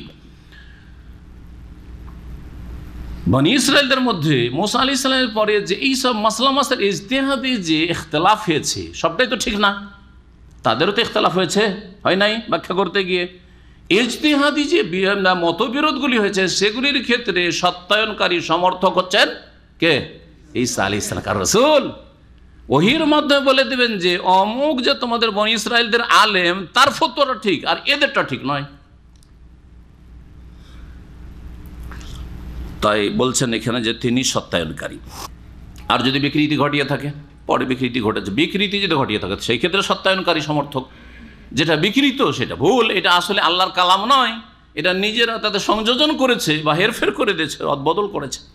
বলে ওহিল্লা লাকুম বাদাল্লাযী হুররিমা আলাইকুম, আর যাতে করে আমি ঈসা আলাইহিস সালাম নবী হয়ে এসে বলবেন, আল্লাহ বলছেন আগে থেকে জানিয়ে দিচ্ছেন যে এসে বলবেন যে যাতে করে আমি হালাল করি তোমাদের উদ্দেশ্যে ওই সবের কিছু বস্তু যা তোমাদের প্রতি হারাম করে দেওয়া হয়েছে। হারাম করা হয়েছে আল্লাহর পক্ষ থেকে না আলেমদের ফতোয়ার ভিত্তিতে? হ্যাঁ বলেন, কে বুঝেছেন? আলেমদের ফতোয়ার ভিত্তিতে। একটু আগে ওইরকম ব্যাখ্যা করলাম, সেই জন্য এটার দিকে ঝুঁকলেন। দুটোই তাফসীর করা হয়েছে। বনি ইসরায়েলদের যারা মুসা আলাইহিস সালামের অনুসারী তাদের মাঝে দুটোই বিষয় ছিল। এক ছিল কি, তাদের বাড়াবাড়ির জন্য শাস্তি স্বরূপ কিছু জিনিসকে আল্লাহ হারাম করে দিয়েছিলেন। শাস্তি স্বরূপ কিছু জিনিসকে কি করে দিয়েছিলেন? হালাল অথচ হারাম করে দিয়েছিলেন। যেমন উট তাদের জন্য কি ছিল? হারাম। উটের গোশত খেতে পারবেন না, শাস্তি স্বরূপ। অথবা আরেকটি কারণ বলা হয়েছে, এইরকমই একটা গরু বা খাসি জবাই করে গবাদি পশু থেকে এই গোশতগুলি খেতে পারবে, এইটা খেতে পারবে না, এইটা খেতে পারবে, এর ভিতরে চর্বিটা খেতে পারবে না ইত্যাদি, এই ধরনের বিষয়গুলি সূরা আনআমে বর্ণনা করা হয়েছে। এগুলো কি ছিল? তাদের ওপর পানিশমেন্ট ছিল, শাস্তি। তোমরা বাড়াবাড়ি করেছো, শয়তানি করেছো, এটা হারাম, ওইটা হারাম তোমাদের জন্য। এই যে কিছু তাদের উপর শাস্তি স্বরূপ হারাম করা হয়েছিল, ঈসা আলাইহিস সালাম এসে আসলে যেহেতু বলে হালাল, ঈসা আলাইহিস সালামের দিন এসে কি করলো, তাতে হালাল ঘোষণা করলো যে না এগুলি হালাল, এগুলি হচ্ছে হালাল। আর একটি ব্যাখ্যা যেটা আপনারা বললেন বা একটু আগে আমি বললাম, সেটা কি যে তাদের আলেমরা ফতোয়া দিতে গিয়ে আসলে আল্লাহর কিতাবে ওইটা আল্লাহর ফয়সালাতে হালাল, কিন্তু কিছু আলেম ফতোয়া দিয়ে কি করেছে হারাম করে দিয়েছে।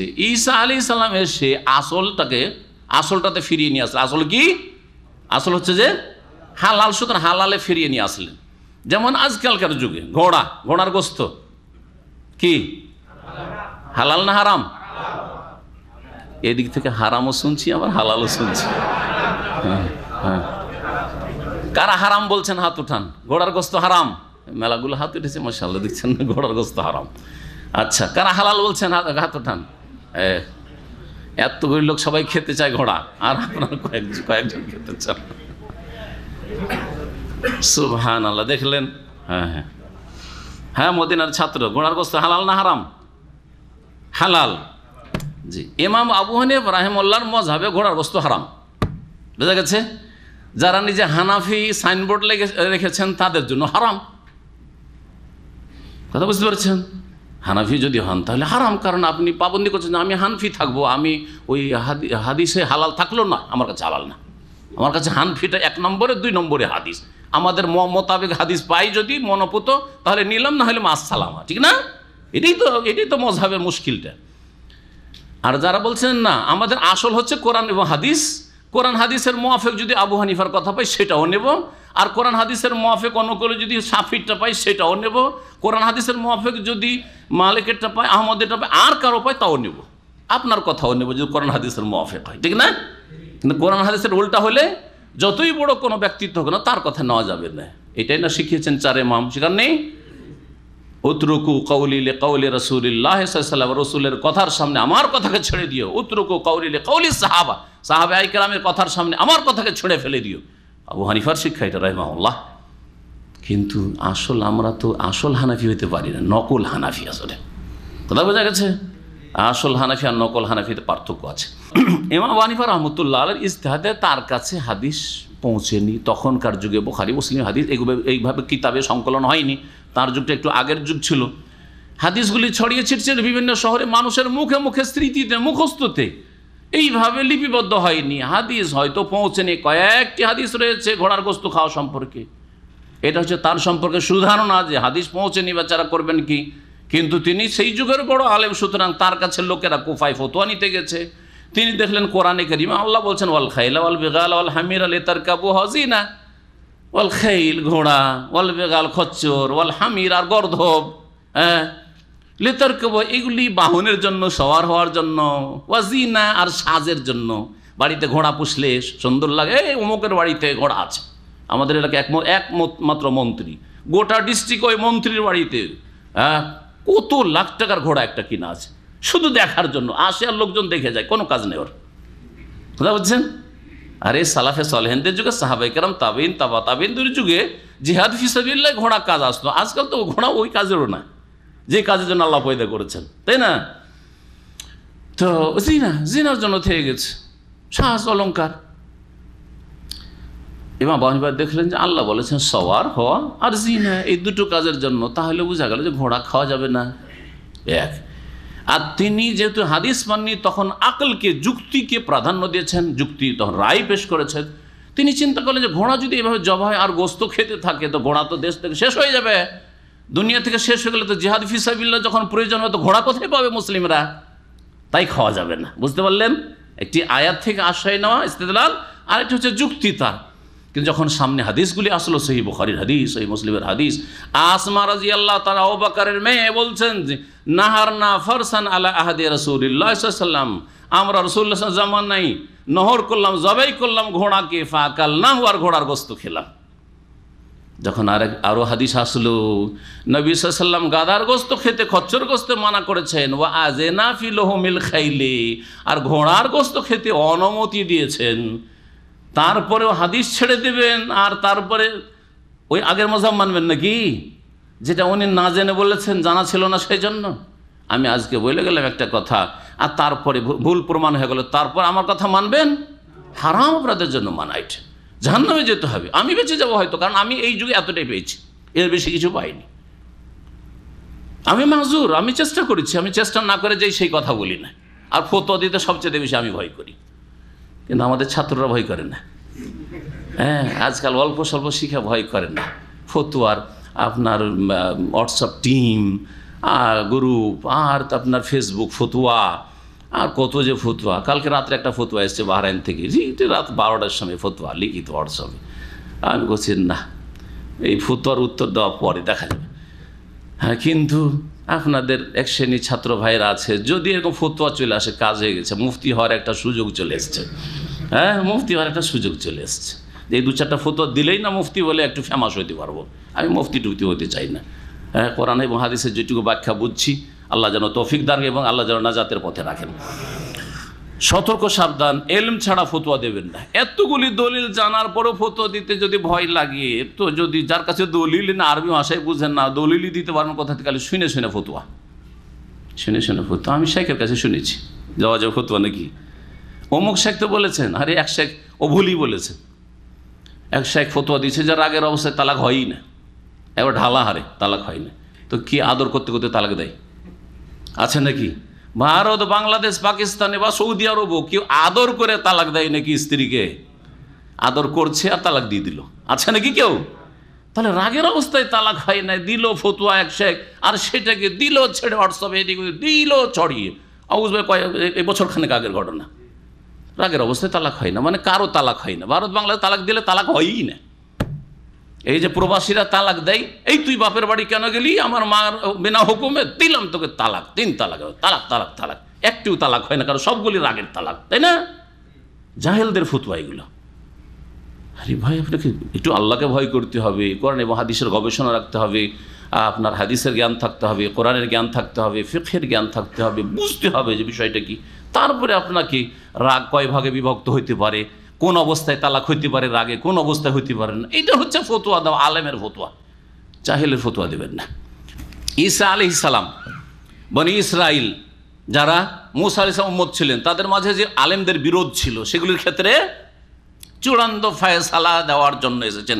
বলে ওহিল্লা লাকুম বাদাল্লাযী হুররিমা আলাইকুম, তোমাদের জন্য যেসব হারাম করে দেওয়া হয়েছে এইসব আলেমদের মাধ্যমে, এটা হারাম, এটা হারাম, অথচ সেগুলি আল্লাহর বিধানে হালাল, সেগুলি হালাল ঘোষণা করার জন্য আমি এসেছি রাসূল হিসাবে, কারণ আমার কাছে ওহী এসছে। আসল বিষয়টা জানতে পেরেছি যে এইসব আলেমদের ফতোয়াটা ঠিক নাই। ওয়াজিতুকুম বিআয়াতিন মির রাব্বিকুম, এবং তোমাদের কাছে তোমাদের প্রতিপালকের পক্ষ থেকে আমি নিদর্শন নিয়ে এসেছি, আয়াত, মুজিজা। ফাত্তাকুল্লাহ, সুতরাং আল্লাহকে ভয় করো, আতিউন, এবং আমার আনুগত্য করো, আমার কথা মানো। বনি ইসরায়েল যাদের নাম ইহুদ, হ্যাঁ, নিজেদের নাম তারা রেখেছে এবং তারা ধর্মকে বিকৃত করেছে। ঈসা আলাইহিস সালামকে যারও সন্তান বলে অপবাদ দিয়েছে, তার মাকে অসতী বলে, হ্যাঁ, তারা অপবাদ দিয়েছে। এই চরিত্রহীনদেরকে সম্বোধন করলেন ফাত্তাকুল্লাহ, আল্লাহকে ভয় করো, আতিউন, আমার আনুগত্য করো। ইন্নাল্লাহ রব্বি ওয়া রব্বুকুম, আর শুনে রাখো নিশ্চয়ই আল্লাহ আমার প্রতিপালক, রব ও রব্বুকুম, তোমাদের প্রতিপালক। এই দিক থেকে আমি আর তোমরা সমান। নবী রাসূলগণ আমাদের সাথে এই দিক থেকে কি সমান। এই কথাকে বেদাতীরা তিলকে তাল করে বুঝে না, অথচ কোরআন বলছে এটা কি আমাদের কথা, সহিহ আকীদার লোকদের কথা শুধু না, আল্লাহর কথা। আল্লাহ যেমন আমাদের রব, তেমনি নবীদের রব। আমাদের উপর যেমন 5 ওয়াক্ত নামাজ ফরজ, নবী মুহাম্মদ রাসূলুল্লাহ সাল্লাল্লাহু আলাইহি ওয়াসাল্লামের 5 ওয়াক্ত ফরজ ছিল কি ছিল না? হ্যাঁ, আমার জন্য আপনার জন্য যেগুলি হারাম, সেগুলি তাদের উপর হারাম ছিল কি না? ছিল। একমাত্র ব্যতিক্রম কিছু মাসাইলে যেগুলো কোরআন এবং হাদিসে স্পষ্ট প্রমাণিত, যেমন 4 স্ত্রীর বেশি কোনো উম্মত একসাথে রাখতে পারবে না, কিন্তু নবী করিম সাল্লাল্লাহু আলাইহি ওয়াসাল্লাম একসাথে 9 স্ত্রী রেখেছেন, একসাথে 9 স্ত্রী রেখেছেন, এবং এর বেশি বিবাহ শাদী করেছেন 13 পর্যন্ত কোনো কোনো রিওয়ায়াতে, অথবা 11।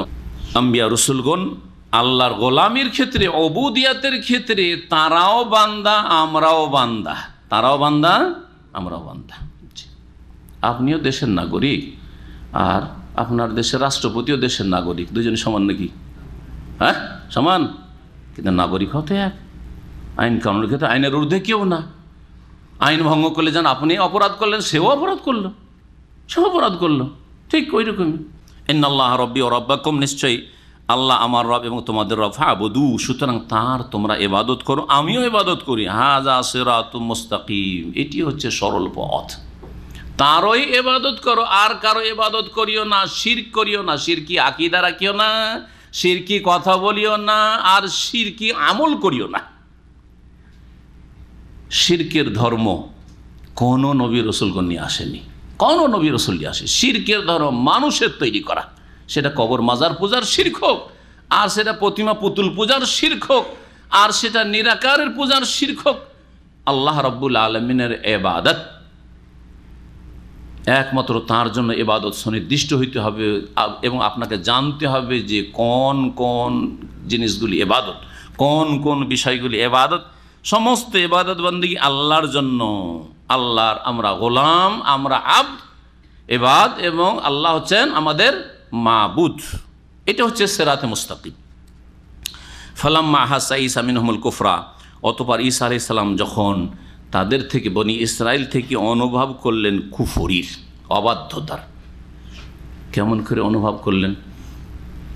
যে আমাকে ষড়যন্ত্র করছে, আমাকে মেরে দেওয়ার জন্য, হত্যা করার জন্য। এই হত্যা করা কি কুফরি? বলেন। উনি অনুভব করলেন যে আমাকে মেরে দেবে, এটাকে কুফর বলা হয়েছে কোরআনে এখানে, আল কুফর। তো এটা কি বড় কুফরি? খুন করা বড় কুফরি? কে বলছে বড় কুফরি? হাত তোলেন। বড় কুফরি খুন করা, বড় কুফরি। হ্যাঁ, খুন করা বড় কুফরি? তাহলে তো ইসলাম থেকে খারিজ। যে খুন করলে ইসলাম থেকে খারিজ, কাফের। হ্যাঁ, কাফের হবে, কাবিরা গুনাহ, কুফরির কাছাকাছি পৌঁছে দেয়, কিন্তু ইসলাম থেকে বহিষ্কৃত করেন যদি হালাল না মনে করে।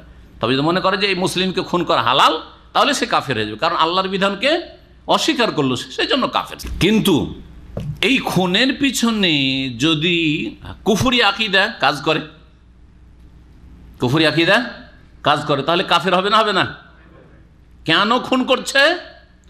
একটা বললাম যে একে খুন করা হালাল, তাহলে সে কাফের, ঠিক না? কেন খুন করছে? এর ধর্ম বিশ্বাস করি না, এর নিয়ে আসা কথা বিশ্বাস করি না, যে সব কথা বলতে বিশ্বাস করি না, সেই জন্য তাকে খুন করব। কাফের হবে না? হবে না? তো বনি ইসরাঈল ইহুদিরা যে ঈসা আলাইহিস সালামকে খুন করার জন্য উদ্বুদ্ধ হয়েছিল, হ্যাঁ, এবং তারা ষড়যন্ত্র করেছিল, পিছনে কি কাজ করছিল? যে ঈসা হচ্ছে যার সন্তান, সে নবী নয়, নাউযুবিল্লাহ, সে রসুল নয়, এবং সে যে কথা বলছে সেগুলো মানবো না। কাফের কিনা? তাহলে কাফের। এই কুফরির কারণেই শত্রুতা, এই কুফরির কারণেই খুন করার জন্য উঠে পড়ে লাগা, ষড়যন্ত্র করা।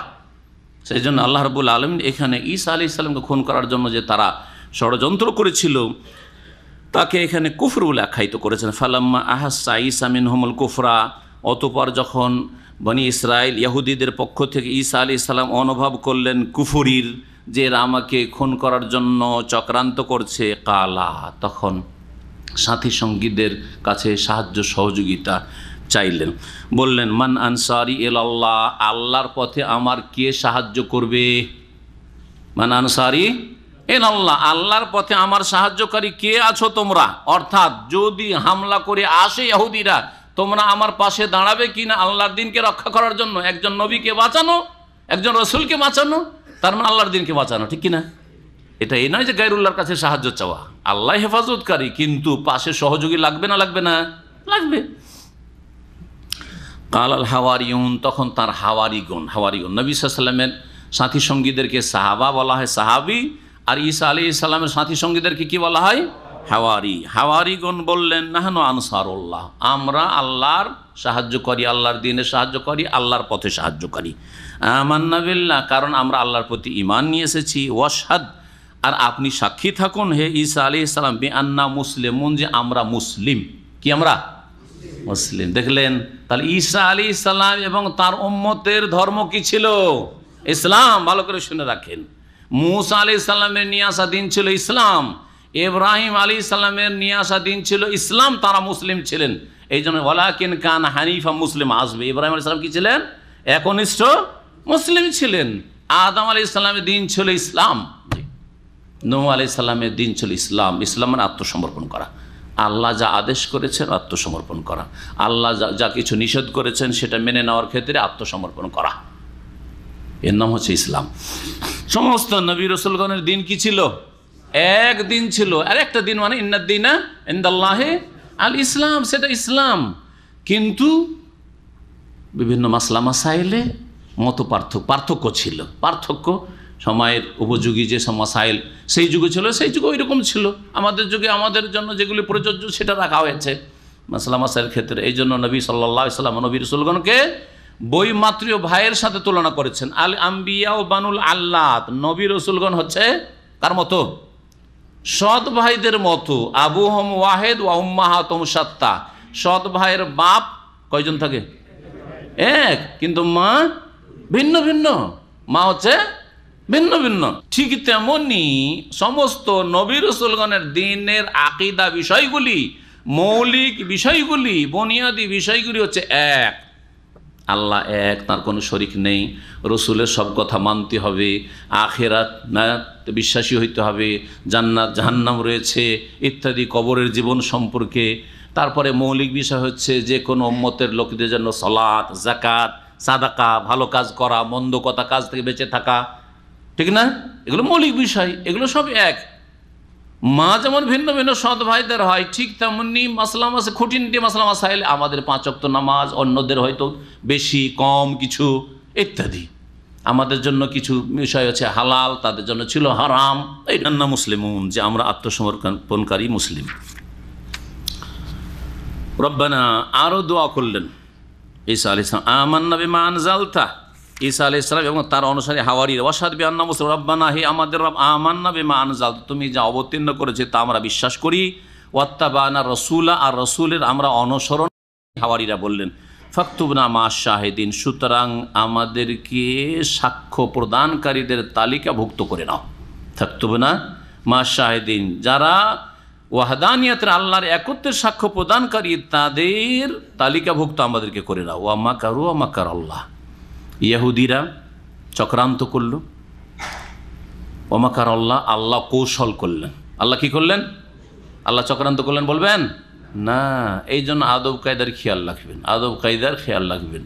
আপনাকে ভাষা বলার ক্ষেত্রে কোন ভাষাটি কোন ক্ষেত্রে প্রযোজ্য দেখেন। মাকর মানে ষড়যন্ত্র হয়, ছলনা হয়, হ্যাঁ, চক্রান্ত হয়, আবার কৌশল হয়, সবগুলি এক।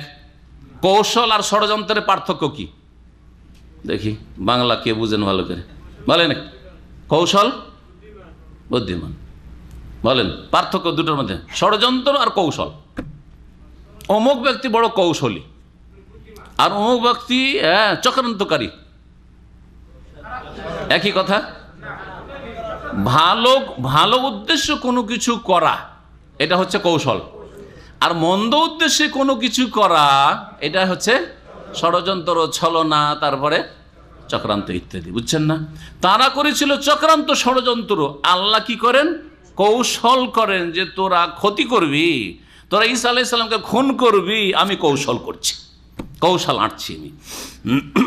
আল্লাহু খায়রুল মাকিরিন, আল্লাহ সর্বোত্তম কৌশলী। ইসকাল, আল্লাহ কি কৌশল আল্লাহ করলেন স্মরণ করো। যখন আল্লাহ বলে, ইয়া ঈসা, হে ঈসা, ইন্নী মুতাওয়াফিকা, আমি তোমাকে পূর্ণরূপে গ্রহণ করব। তাওয়াফা, ইয়াতাওয়াফা মানে হচ্ছে পূর্ণরূপে গ্রহণ করা, পূর্ণ নিয়ে নেওয়া।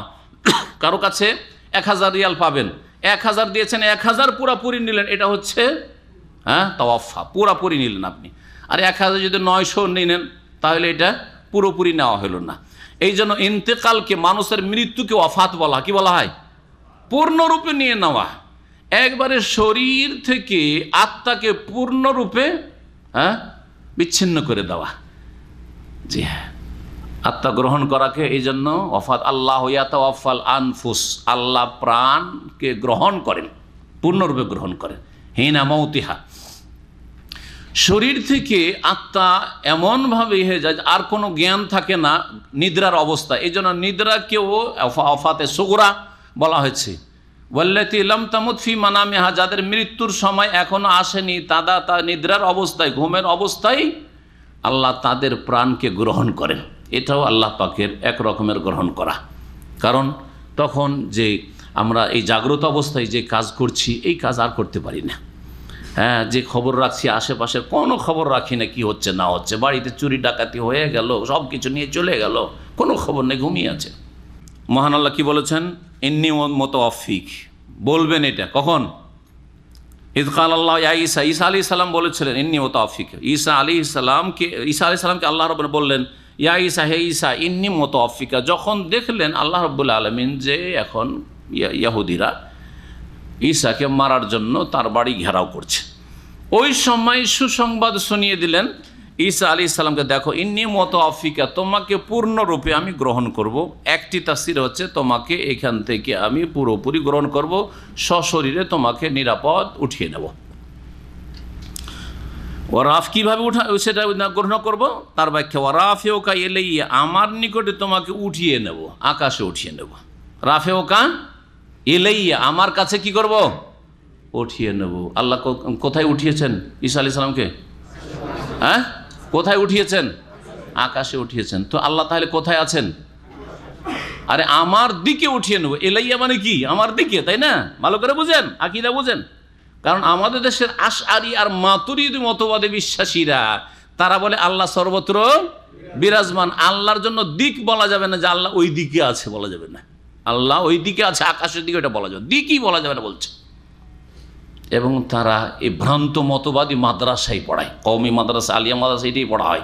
আমরা পড়েছি ওই সব কিতাব, হ্যাঁ, ওই লজিক মান্তিকের কিতাব, আর তারপরে আপনার ওই কি বলছে ইলমুল কালাম, আকিদার নামে ভ্রান্ত ইলমুল কালাম পড়ায় তারা, তাতে পড়িয়েছে হ্যাঁ, লা ইউহাদ্দু ওয়া লা ইউতাসাওয়ারু তাআলা আনিল জিসমে ওয়াল জিহাতে, আল্লাহকে পরিব্যাপ্ত করা যায় না, ঠিক আছে, এটা ঠিক আছে, লা ইউহাদ্দু, আল্লাহকে ঘেরা যায় না, ওয়া লা ইউতাসাওয়ারু, আল্লাহ সম্পর্কে ধারণা করা যায় না, ঠিক আছে।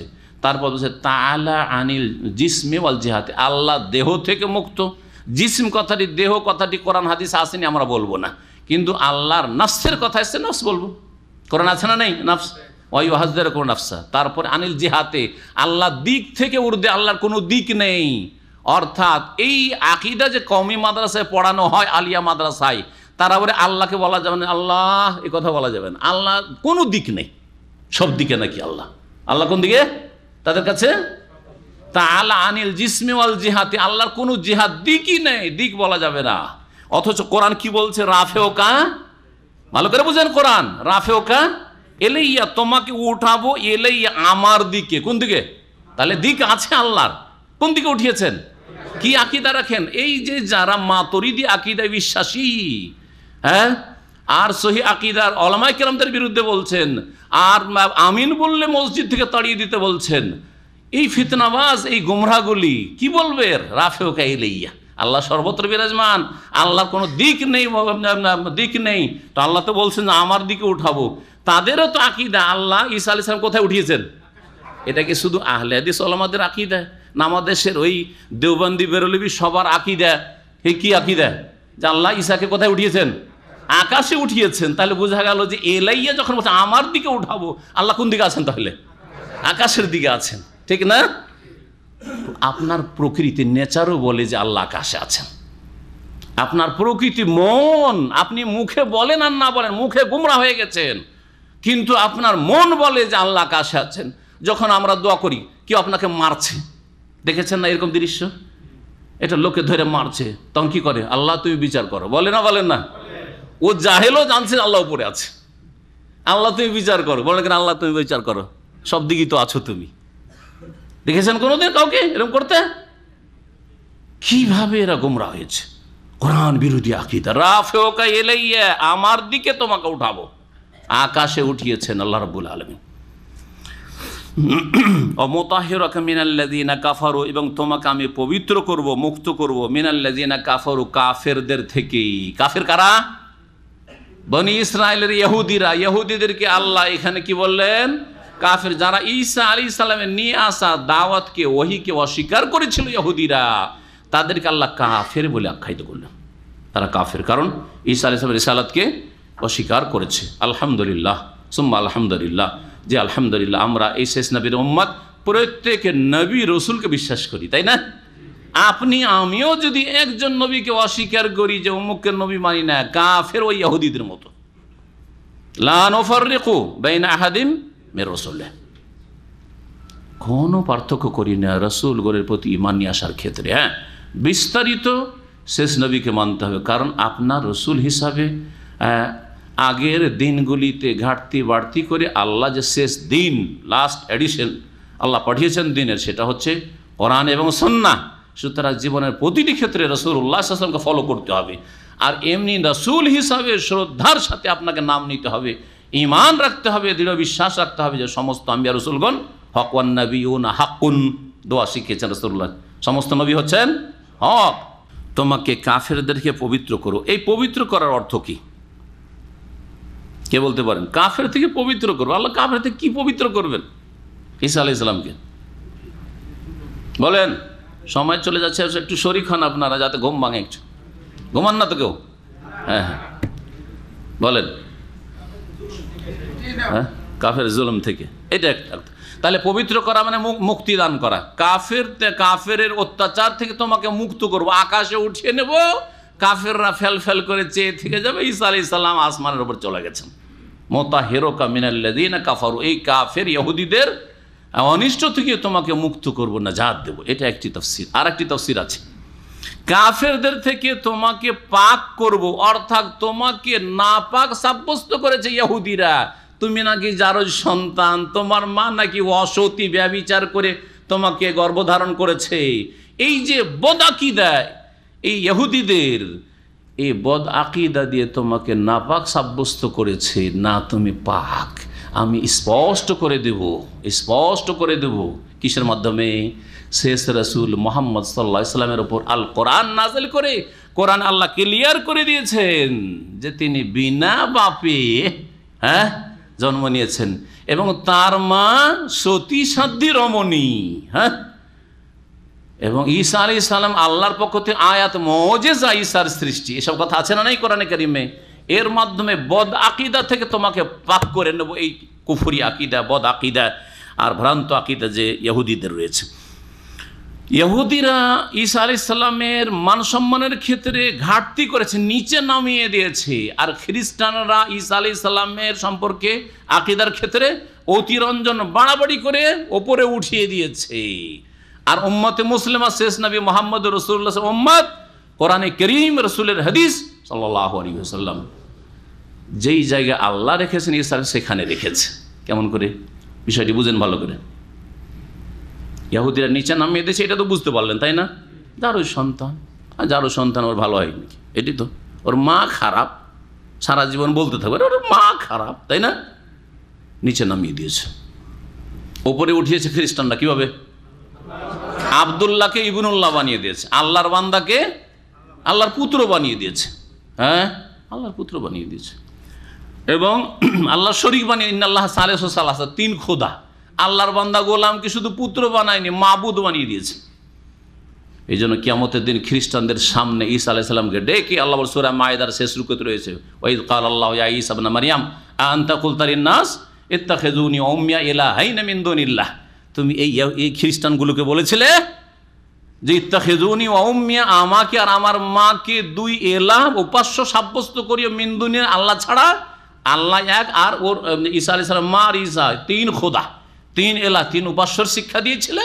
এ তৃত্ববাদের ধর্ম দিয়ে এসেছিলে খ্রিস্টানদেরকে লাঞ্ছিত, অপদস্থ করার জন্য। খ্রিস্টানদেরকে আল্লাহ রাব্বুল আলামিন সেই কিয়ামতের মাঠে ডেকে নিয়ে আসবেন ঈসা আলাইহিস সালাম। ঈসা আলাইহিস সালাম সম্পর্ক ছিন্ন করার ঘোষণা করবেন, আল্লাহ আমি এসব জানি না যে কি করেছে।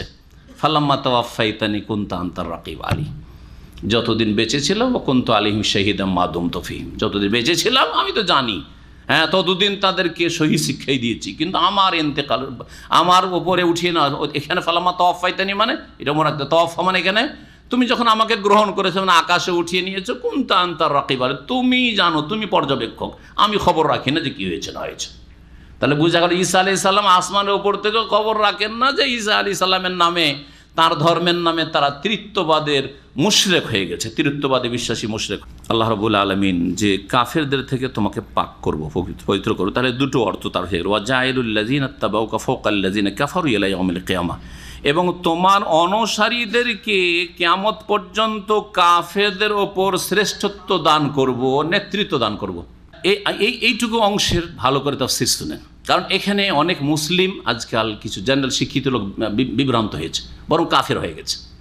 মুসলিম দুনিয়া শিক্ষা শিক্ষিত এই আয়াত তাদেরকে গুমরাহ করেছে, এই আয়াতের মাধ্যমে গুমরাহ হয়েছে। ইয়াহদি বিহি কাসীরা ওয়া ইউদিল্লু বিহি কাসীরা ওয়া ইয়াহদি বিহি কাসীরা।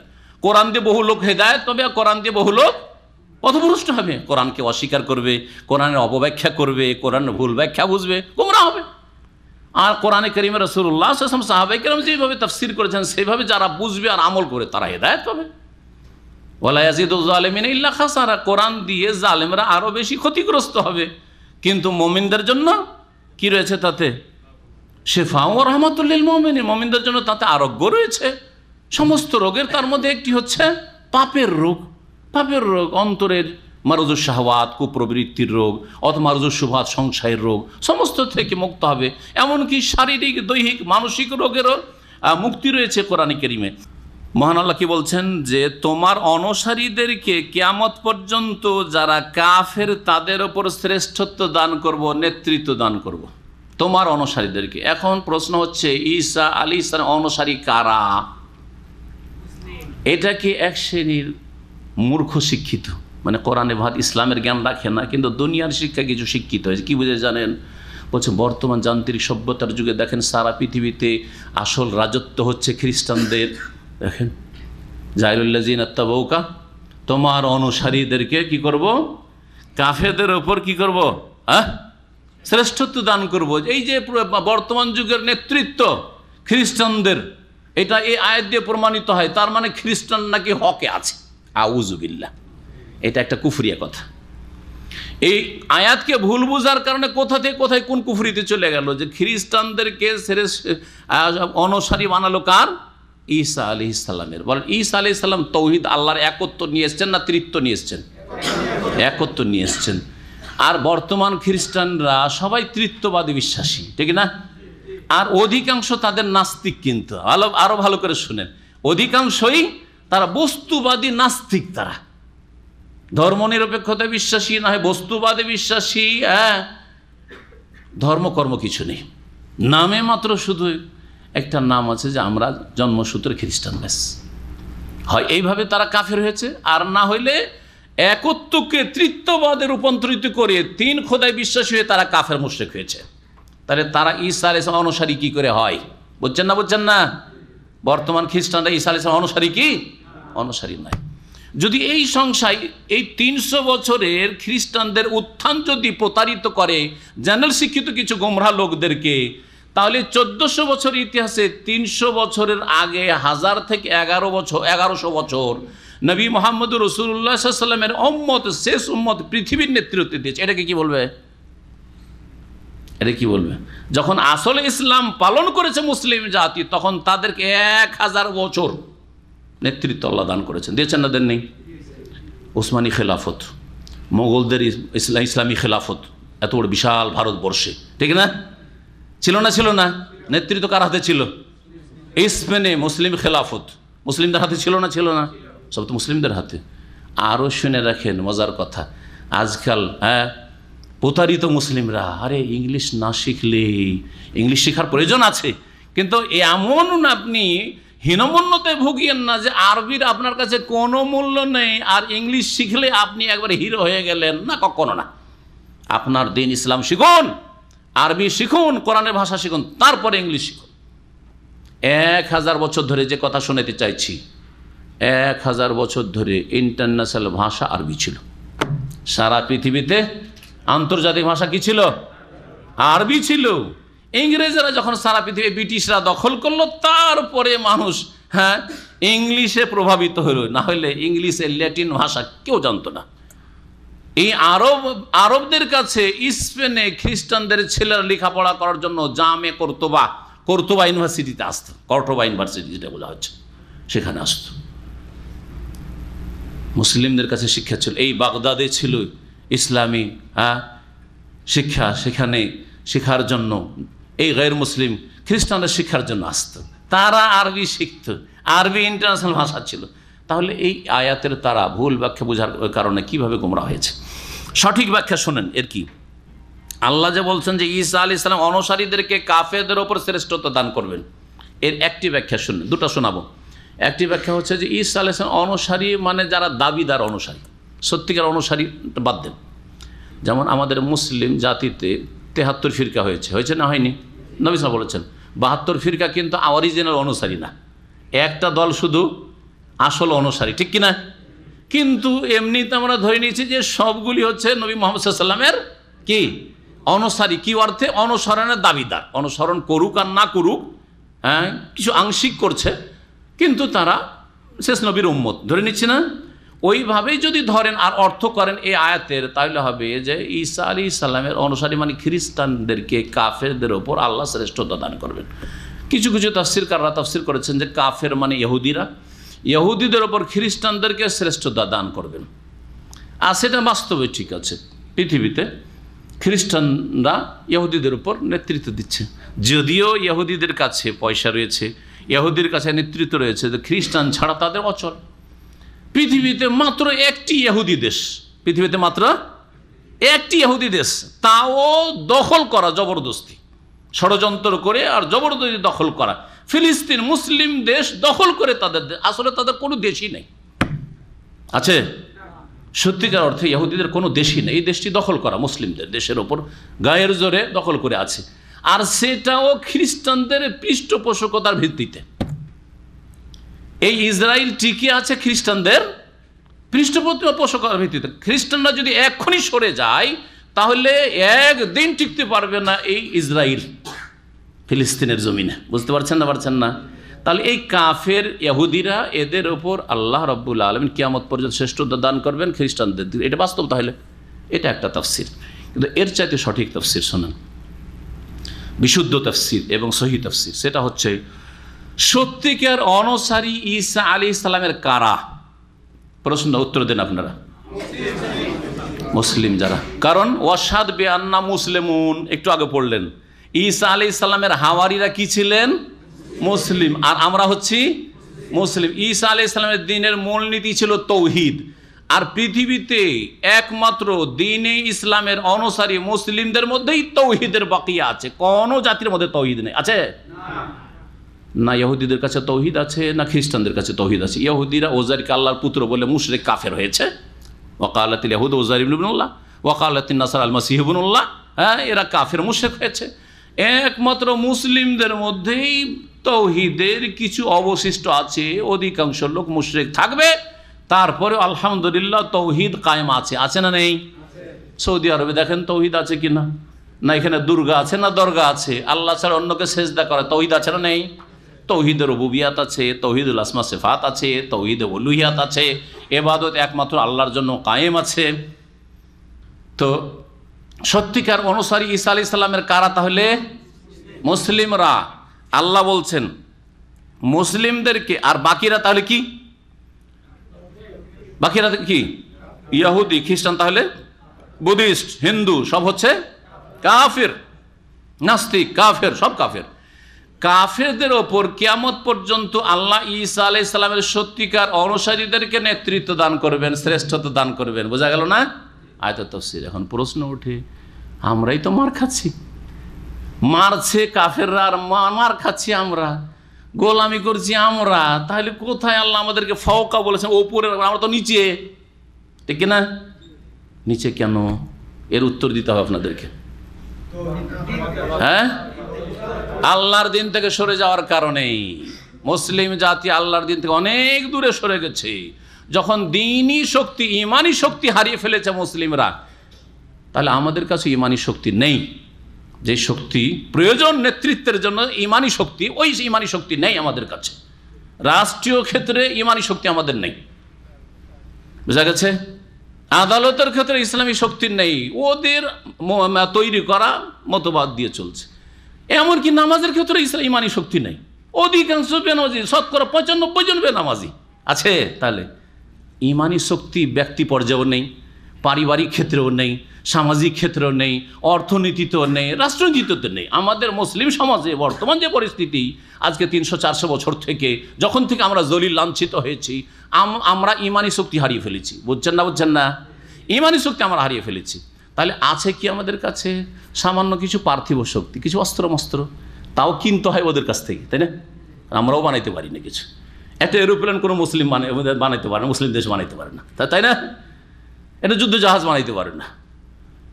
তাহলে ওদের কাছ থেকে ধার করা কিছু পয়সা দিয়ে কেনাকাটা করে আমাদের কাছে সামান্য কিছু অস্ত্র আছে, পার্থিব শক্তি। আর ওদের কাছে, ইহুদি নাসারাদের কাছে পার্থিব শক্তি আছে না নেই? আমাদের চাইতে বেশি আছে না কম আছে? বেশি আছে। ওদের কাছে পার্থিব শক্তি আছে আমাদের চাইতে অনেক শক্তিশালী, আমাদের কাছে অল্প। এখন আমাদের লড়াই চলছে পার্থিব শক্তি দিয়ে, আমাদেরও পার্থিব শক্তি, ওদেরও পার্থিব শক্তি। পার্থিব শক্তিতে লড়াই হলে দুই দিক থেকে আল্লাহর সুন্নাতুল্লাহ নীতিমালা হচ্ছে, যার কাছে বেশি শক্তি আছে কি করবে? সে জিতবে, সে নেতৃত্ব দেবে, ঠিক না?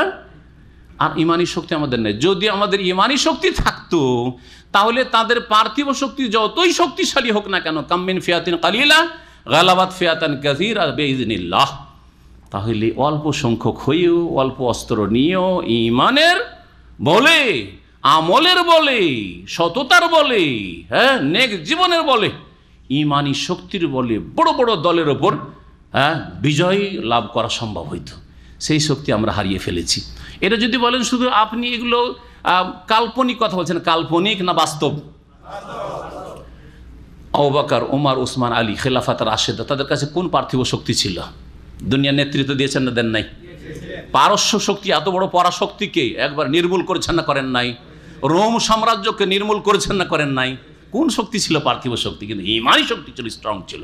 আল্লাহ তাই তো বলেছেন, ওয়ান্তুমুল আলাও না, তোমরা ওপরে থাকবে, ইন কুনতুম মুমিন, যদি মুমিন হও।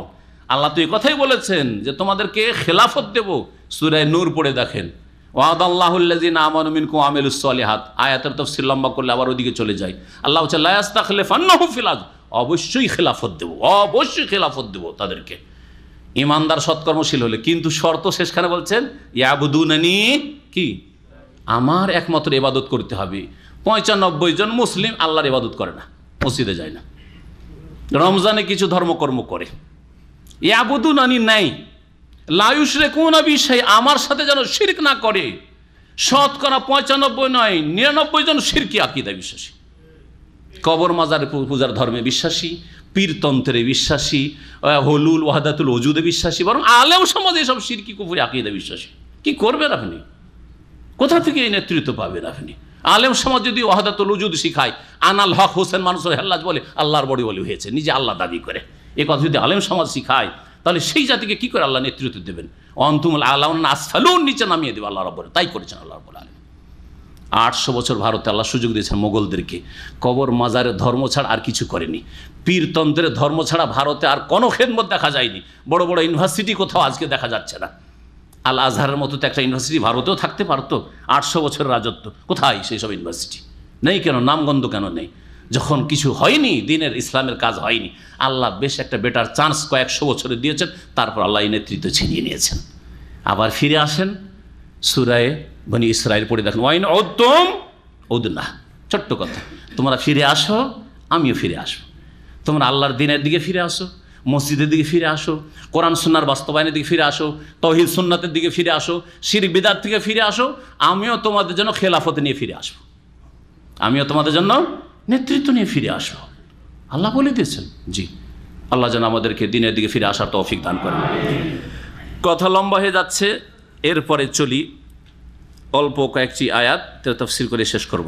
মহান আল্লাহ বলছেন, সুম্মা ইলাইয়া মারজিউকুম, অতঃপর তোমাদের আমার দিকেই প্রত্যাবর্তন স্থল, ফাআহকুম বাইনাকুম ফিমা কুনতুম ফিহি তাখতালিফুন, যেসব বিষয়ে তোমরা মতবিরোধ করছিলে সেসব বিষয়ে তোমাদের মাঝে আমি চূড়ান্ত ফয়সালা করে দেব।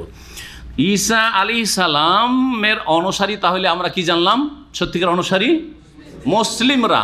আমরা বলবো না, কারণ আমরা যদি খাঁটি মুসলিম না হই তাহলে আমরা না। সত্যিকার যারা মুসলিম তারা হচ্ছে, ওদেরকে আল্লাহ যুগে যুগে কি করবেন? ওপরে রাখবেন। ওয়াজাইরুল লাযিনা তাবাউকা ফাওকাল লাযিনা, আবু বকর, ওমর, ওসমান, উমাইয়া গোত্র, আব্বাসী গোত্র, তারপরে উসমানী খেলাফত, তারপরে মোগল খেলাফত, এদেরকে কাফেরদের ওপর রেখেছেন। ভারতের যদি 800 বছর রাজত্ব নেন মুসলিমদের, সব সময় হিন্দুরা সংখ্যাগরিষ্ঠ ছিল, ছিল কি ছিল না? এখন যে শতকরা মুসলিমদের সংখ্যা 15 থেকে 20 ধরেন, 15 থেকে, গোটা ভারতের যদি পরিসংখ্যান দেখা যায়, বাংলাদেশ আর পাকিস্তান তখন ভারত ছিল, ওইটা মিলে তার একটু বেশি হয়তো ভারতের পরিসংখ্যান ওরা 13 বলছে সরকারি, কিন্তু 13 না 15 থেকে ধরেন 20 হবে। শতকরা 80 জন তাহলে কি নন মুসলিম, তার মধ্যে কিছু অল্প খ্রিস্টান আছে, শিখ আছে, অন্যরা রয়েছে, জৈন আছে, আর অধিকাংশ 70% ধরেন 70% হিন্দু। এখনও 70% হিন্দু, আর মুসলিম রাজাদের যুগেও 70% বা তার বেশি হিন্দু ছিল, তারপরও তাদেরকে ওপরে আল্লাহ রেখেছেন না রাখেন নাই? এই তো ওয়াদা কোরআনে কারীমের, এই তো ওয়াদা পূরণ করেছেন না করেননি? তাহলে কাল্পনিক কথা বলছি না, বাস্তব কথা। জি, কিন্তু বাস্তবতার দিকে ফিরে আসতে হবে, বাস্তবে মুসলিম হইতে হবে।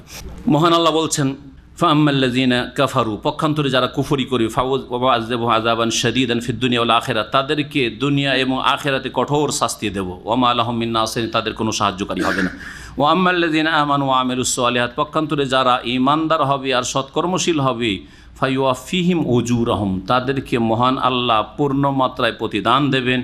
আল্লাহু লা ইউহিব্বুয জালিমিন, আল্লাহ জালেমদেরকে ভালোবাসেন না। যালিকা নাতলুহু আলাইকা মিনাল আয়াতি ওয়া যিকরিল হাকীম, এইসব নবী মুহাম্মদ সাল্লাল্লাহু আলাইহি সাল্লাম, নাতলুহু আলাইকা, তোমার প্রতি পাঠ করছি, পড়ে শোনাচ্ছি, মিনাল আয়াত, আয়াত, এবং ওয়া যিকরিল হাকীম, প্রজ্ঞাপূর্ণ উপদেশ। ইন্না মাসালা ঈসা ইনদাল্লাহি কামাসালি আদম খালাকাহু মিন তুরাব, নবী মুহাম্মদ রাসূলুল্লাহ সাল্লাল্লাহু আলাইহি সাল্লামের কাছে হুদায়বিয়ার সন্ধির পরে নাজরান থেকে খ্রিস্টানদের একটি দল এসেছিল, প্রতিনিধি, নবী সাল্লাল্লাহু আলাইহি সাল্লামের সাথে ইসলাম সম্পর্কে আলোচনা করার জন্য। আর আলোচনা করার পরে তারা ইসলাম কবুল করতে রাজি হয়নি। নবী করিম সাল্লাল্লাহু আলাইহি সাল্লাম যখন দেখলেন যে এরা ইসলাম গ্রহণ করতে চায় না, তখন তাদের কাছে প্রস্তাব পেশ করলেন যে তাহলে মোবাহালা করো। ইসলামে মোবাহালা আছে, মোবাহালা মানে হক এবং বাতিলের মাঝে একটি ফয়সালার জন্য ব্যবস্থা। সেটা হচ্ছে প্রত্যেক দল, 2 দলের প্রত্যেক দল নিজের নিজের ওপর অভিশাপ দেবে, বদদুয়া করবে যে আমি যদি পথভ্রষ্ট হই বা ভুল পথে থাকি, তাহলে আমি বা আমরা ধ্বংস হয়ে যাব। রাসূলুল্লাহ সাল্লাল্লাহু আলাইহি ওয়াসাল্লাম নিজে এবং নিজের পরিবার এবং মুসলিমদেরকে নিয়ে বলবেন যে আমরা যদি ভুল পথে থাকি তাহলে আমরা ধ্বংস হয়ে যাব, আমাদের উপর লানত হবে। দুনিয়াতেই ক্ষতিগ্রস্ত, দুনিয়ার ক্ষেত্রে এটি, আখিরাতের কথা নয়। আর এরাও বলবে, নাজরানের খ্রিস্টানরাও বলবে যে আমরা যদি গুমরা পথভ্রষ্ট হই তো আমরা সকলে ধ্বংস হয়ে যাব। এ প্রস্তাব রাসূলুল্লাহ সাল্লাল্লাহু আলাইহি ওয়াসাল্লাম পেশ করলেন। তাদের মধ্যে বেশ কিছু পণ্ডিত ছিল খ্রিস্টান ধর্মের, তারা বলে যে নারী একে সত্য নবী মনে হচ্ছে, কিন্তু মানা যাবে না, মানা যাবে না। আর এর সাথে যখন সত্য নবী, তো এর সাথে মোবাহালা যদি করি, বদদুয়া নিজেদের ওপর দিই, তো আমরা সব ধ্বংস হয়ে যাব, আমাদের ছেলে মেয়ে সব ধ্বংস হয়ে যাবে, কিছুই বাঁচবে না। সুতরাং মোবাহালাতে তারা রাজি হলো না। নবী বললেন, ঠিক আছে, মোবাহালা যখন করবে না তাহলে ইসলাম গ্রহণ করো। যখন সাহস হচ্ছে না, তার মানে তোমাদের মধ্যে দুর্বলতা, তোমরা ভুল পথে, আমি ঠিক পথে আছি, আমি শেষ রসুল হয়ে তোমাদের জন্য এসেছি, সুতরাং তোমরা ইসলাম কবুল করো। বলছে না, ইসলামও কবুল করবো না। দ্বিতীয়টাও বাদ গেল। তৃতীয়, তাহলে জিজিয়া দাও। যখন আরব জাজিরাতে উপদ্বীপে বসবাস করবে, তো এখানে জিজিয়া দিতে হবে, জিজিয়া দিতে হবে। আজকে মুসলিমরা কাফেরকে জিজিয়া দিচ্ছে, বুঝছেন না? এটা মুসলিম দেশের টাকা পয়সা বাংলাদেশ থেকে নিয়ে গিয়ে ওই সুইস ব্যাংকে রেখে আসছে, জিজিয়া না, ওদেরকে রেখে আসছে, আর উঠাইতে পারে না কোনোদিন। কার নাকি একটা সাইনে পার্থক্য হয়ে গেছে, ও টাকা আর উঠাইতে পারছে না। আপনারা বেশি জানেন এগুলো গল্প, জানেন না? জানেন না? একজন জি করেছে মানে জানে কেউ। সুবহানাল্লাহ, আস্তাগফিরুল্লাহ ওয়া আতুবু ইলাইহি। মুসলিম জাতির অবস্থা। তো কি বলছিলাম? কি বলছিলাম? হ্যাঁ, এই আয়াতে গিয়ে পৌঁছেছিল, আয়াত নম্বর 59। এখান থেকে আল্লাহ রাব্বুল আলামিন এই নাজরানের খ্রিস্টানদের ভ্রান্ত ধর্মের খণ্ডন করছেন।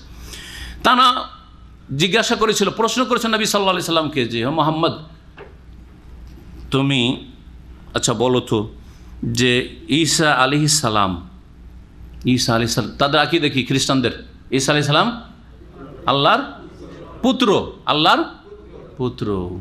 তার মানে ঈসা আলাইহিস সালামকে আল্লাহ রাব্বুল আলামিন তার অসাধারণ ক্ষমতায় সৃষ্টি করেছেন, আল্লাহর তিনি বান্দা, এটা বিশ্বাস করে না খ্রিস্টান। এটি তো তারা বলল, তাহলে ঈসা আলাইহিস সালাম যদি আল্লাহর পুত্র না হয় তাহলে বিনা বাপে কি করে সৃষ্টি হলো? বিনা বাপে কি করে সৃষ্টি হতে পারে? ঈসা আলাইহিস সালাম মা মারিয়াম, মেরি তাদের ভাষায়, খ্রিস্টানদের ভাষায়, আর বাপ হচ্ছেন আল্লাহ, বাপ হচ্ছেন, আর এটা খ্রিস্টান ধর্ম, বাপ হচ্ছে কে? আব হচ্ছে আল্লাহ, আর ইবন হচ্ছে ঈসা আলাইহিস সালাম। এটা হচ্ছে তাদের আকীদা। তো তুমি যে বলছো যে ঈসা আলাইহিস সালাম আল্লাহর পুত্র না, তো বাপ কোথায়? বাপ তো নাই, তাহলে কীভাবে পয়দা হবে? তারা যে এটা মুজিজা, এটা অস্বীকার করতো, মানত না বা মানেও না খ্রিস্টানরা বর্তমানে এখনও। এর জবাবে আল্লাহ রাব্বুল এই আয়াত নাজিল করলেন যে দেখো, ঈসার সৃষ্টিটা আদম আলাইহিস সালামের সৃষ্টির মতো। তো আদমের সৃষ্টি মানো কি মানো না? এখন যদি খ্রিস্টানদেরকে জিজ্ঞেস করেন, তারাও আদম বলে, আদম জানে। ইহুদিরাও আদমকে জানে যে প্রথম মানুষ হচ্ছে আদম, তাই না? তারা আপনার এই খ্রিস্টান কি বলছে, নাস্তিকদের মতো বিশ্বাস করে না যে মানুষ কি হয়েছে, ডারউইন থিওরি বিশ্বাস করে যে মানুষ ধীরে ধীরে লেজওয়ালা সব ছিল, হনুমান ছিল বা সিম্পাঞ্জি ছিল, তারপর তখন লেজ খসে পড়েছে, তারপর মানুষ হয়েছে। এইসব আকীদা বিশ্বাস করে না। তারাও বিশ্বাস করে যে আমরা হচ্ছি বনু আদম সন্তান। তো আদমকে আল্লাহ কীভাবে পয়দা করলেন? নবী সাল্লাল্লাহু আলাইহি ওয়াসাল্লাম কোরআনে আল্লাহ শিখিয়ে দিলেন নবীকে যে বলো এই খ্রিস্টানদেরকে যে আদম কীভাবে পয়দা হইল। আদমের বাপকে, হ্যাঁ, আদমের মাকে, বাপও নেই মাও নেই, তাহলে কি বলে আদম আল্লাহর পুত্র বলবে? আদমকে আল্লাহর ইবনুল্লাহ নাকি? না, তোমরাও তো বলো না যে আদম আল্লাহর পুত্র। এই জবাব আল্লাহ দিচ্ছেন, বলছেন ইন্না মাসালা ঈসা ইনদাল্লাহ, নিশ্চয় ঈসা আলাইহিস সালামের দৃষ্টান্ত উদাহরণ হচ্ছে আল্লাহর নিকটে কামাসালে আদম আলাইহিস সালামের মতো। খালাকাহু মিন তুরাব, আদম আলাইহিস সালামকে আল্লাহ মাটি দিয়ে সৃষ্টি করলেন, মাটি দিয়ে তার গঠন আকৃতি তৈরি করলেন। সুম্মা কালা লাহু, তারপরে তার উদ্দেশ্যে বললেন কোন, তুমি একজন মানুষ রূপে হয়ে যাও, মানে রূহ দিয়ে দিলেন। ফায়াকুন, তখন সে মানুষ রূপে দাঁড়িয়ে গেল, বসলো, দাঁড়াইলো, চলাফেরা করছে মানুষ। আর তার থেকে এত বাস্তা মিনহুমা রিজালান কাসীরা ওয়া নিসা, অসংখ্য মানুষকে আল্লাহ সৃষ্টি করলেন। হ্যাঁ, এখন কি বুঝলেন? যদি আল্লাহ বিনা বাপ মায়ে আদমকে সৃষ্টি করতে পারেন, তো ঈসা আলাইহিস সালামের তো মা আছে, গর্ভধারণের ব্যবস্থা আছে, মা আছে, শুধু বাপ নেই। আল্লাহ কেন পারেন না? কোনটা বেশি মুশকিল? বাপও নেই, মা নেই, আদমের সৃষ্টিতে বেশি মুশকিল। ওটা যদি আল্লাহ করতে পারেন প্রথমেই, আর মানুষ জাতি বলে কোনো নজিরও ছিল না, প্রথম তিনি সৃষ্টি করছেন। আর এখানে তো মানুষ একটা নজির আছে, মা আছে, শুধু বাপ নেই। আল্লাহ পারবেন না? হ্যাঁ, তো ওইভাবে আল্লাহ সৃষ্টি করেছেন। এর মানে এই নয় যে আল্লাহ ঈসা আলাইহিস সালামের বাপ। আল হাক্কু মির রব্বিক, এই হচ্ছে সত্য তোমার রবের পক্ষ থেকে হে নবী মুহাম্মদ সাল্লাল্লাহু আলাইহি ওয়াসাল্লাম। ফালা তাকুম মিনাল মুমতারিন, সন্দেহকারীদের অন্তর্ভুক্ত হইও না। ফামান হাজ্জাকা ফিহি মিন বাদে মা জাআকা মিনাল ইলম, সুতরাং তোমার সাথে যদি তোমার কাছে জ্ঞান আসার পরে কেউ বাদানুবাদ করে, বিতর্কে লিপ্ত হয়, ফাকুল, তাহলে তাদেরকে মুবাহালার জন্য আহ্বান কর, বলো তালাও এসো, নাদু আবনা আনা ও আবনা আকুম, আমরা আহ্বান করি, ডাকি আমাদের সন্তানদেরকে, ছেলেদেরকে, এবং তোমাদের সন্তানদেরকে তোমরা ডাকো, ওয়া নিসা আনা ওয়া নিসাকো, তোমাদের নারীদেরকে তোমরা ডাকো আর আমাদের নারীদেরকে আমরা ডাকি, ওয়া আনফুসানা ওয়া আনফুস, আমরা নিজেদেরকে আহ্বান করি যে আমরা নিজেরা হাজির হই এবং তোমরাও নিজেরা হাজির হও। সুম্মা নাবতাহিল, তারপরে বিনীত আল্লাহর কাছে প্রার্থনা করি। ইবতিহাল মানে হচ্ছে বিনয় হয়ে প্রার্থনা করা, মুবাহালা যেটাকে বলা হয়। মুবাহালার সংজ্ঞা একটু আগে বললাম কি, যে প্রত্যেকেই, দুই দলের প্রত্যেকে কি করবে, নিজে নিজেকে অভিশাপ দেবে যে আমরা যদি ভুল পথে থাকি তো আমরা ধ্বংস হই। আর এই ক্ষেত্রে মনে রাখ, ওলামারা বলেছেন দুই পক্ষেই, বিশেষ করে হকপন্থীদের সৎকর্মশীল হইতে হবে। আবার আপনি একজন সাধারণ মুসলিম বড় বড় কাবিরা গুনাহ করছেন, একটা কাফেরের সাথে আপনি তর্কে জড়িয়ে গিয়ে মুবাহালা করতে লাগলেন, আপনি তো মেলা পাপে জড়িয়ে আছেন, তখন হয়তো আপনার দুয়ার বাস্তবায়ন নাও হইতে পারে, ইসলামের ক্ষতি করে ফেলবেন আপনি। বুঝছেন কথা? হারাম খাচ্ছেন আপনি। আর একটা ধরেন খ্রিস্টানের সাথে বা ইহুদির সাথে অথবা হিন্দুর সাথে তর্কে জড়িয়ে গেলেন যে ইসলাম ঠিক, ও বলছে না আমাদের ধর্ম ঠিক, বলছে তাহলে মুবাহালা কর। আর নিজে মেলা হারামে জড়িয়ে আছেন। মুবাহালা যদি আপনার মতো একটা ফাসেক লোক করতে লাগে তা আপনার দোয়া কবুল নাও হইতে পারে। যখন দোয়া কবুল হবে না তখন কি হবে? কিছু দেখা গেল না, রেজাল্ট ফলাফল পাওয়া গেল না, তখন আপনি সত্যবাদী, আপনার দিন সত্য হওয়া সত্ত্বেও আপনি মিথ্যাবাদী সাব্যস্ত হয়ে গেলেন, ঠিক না? এই জন্য সৎকর্মশীল ভালো মুসলিমকে মুবাহালা করতে হবে। মুবাহালার বিধান ইসলামে আছে।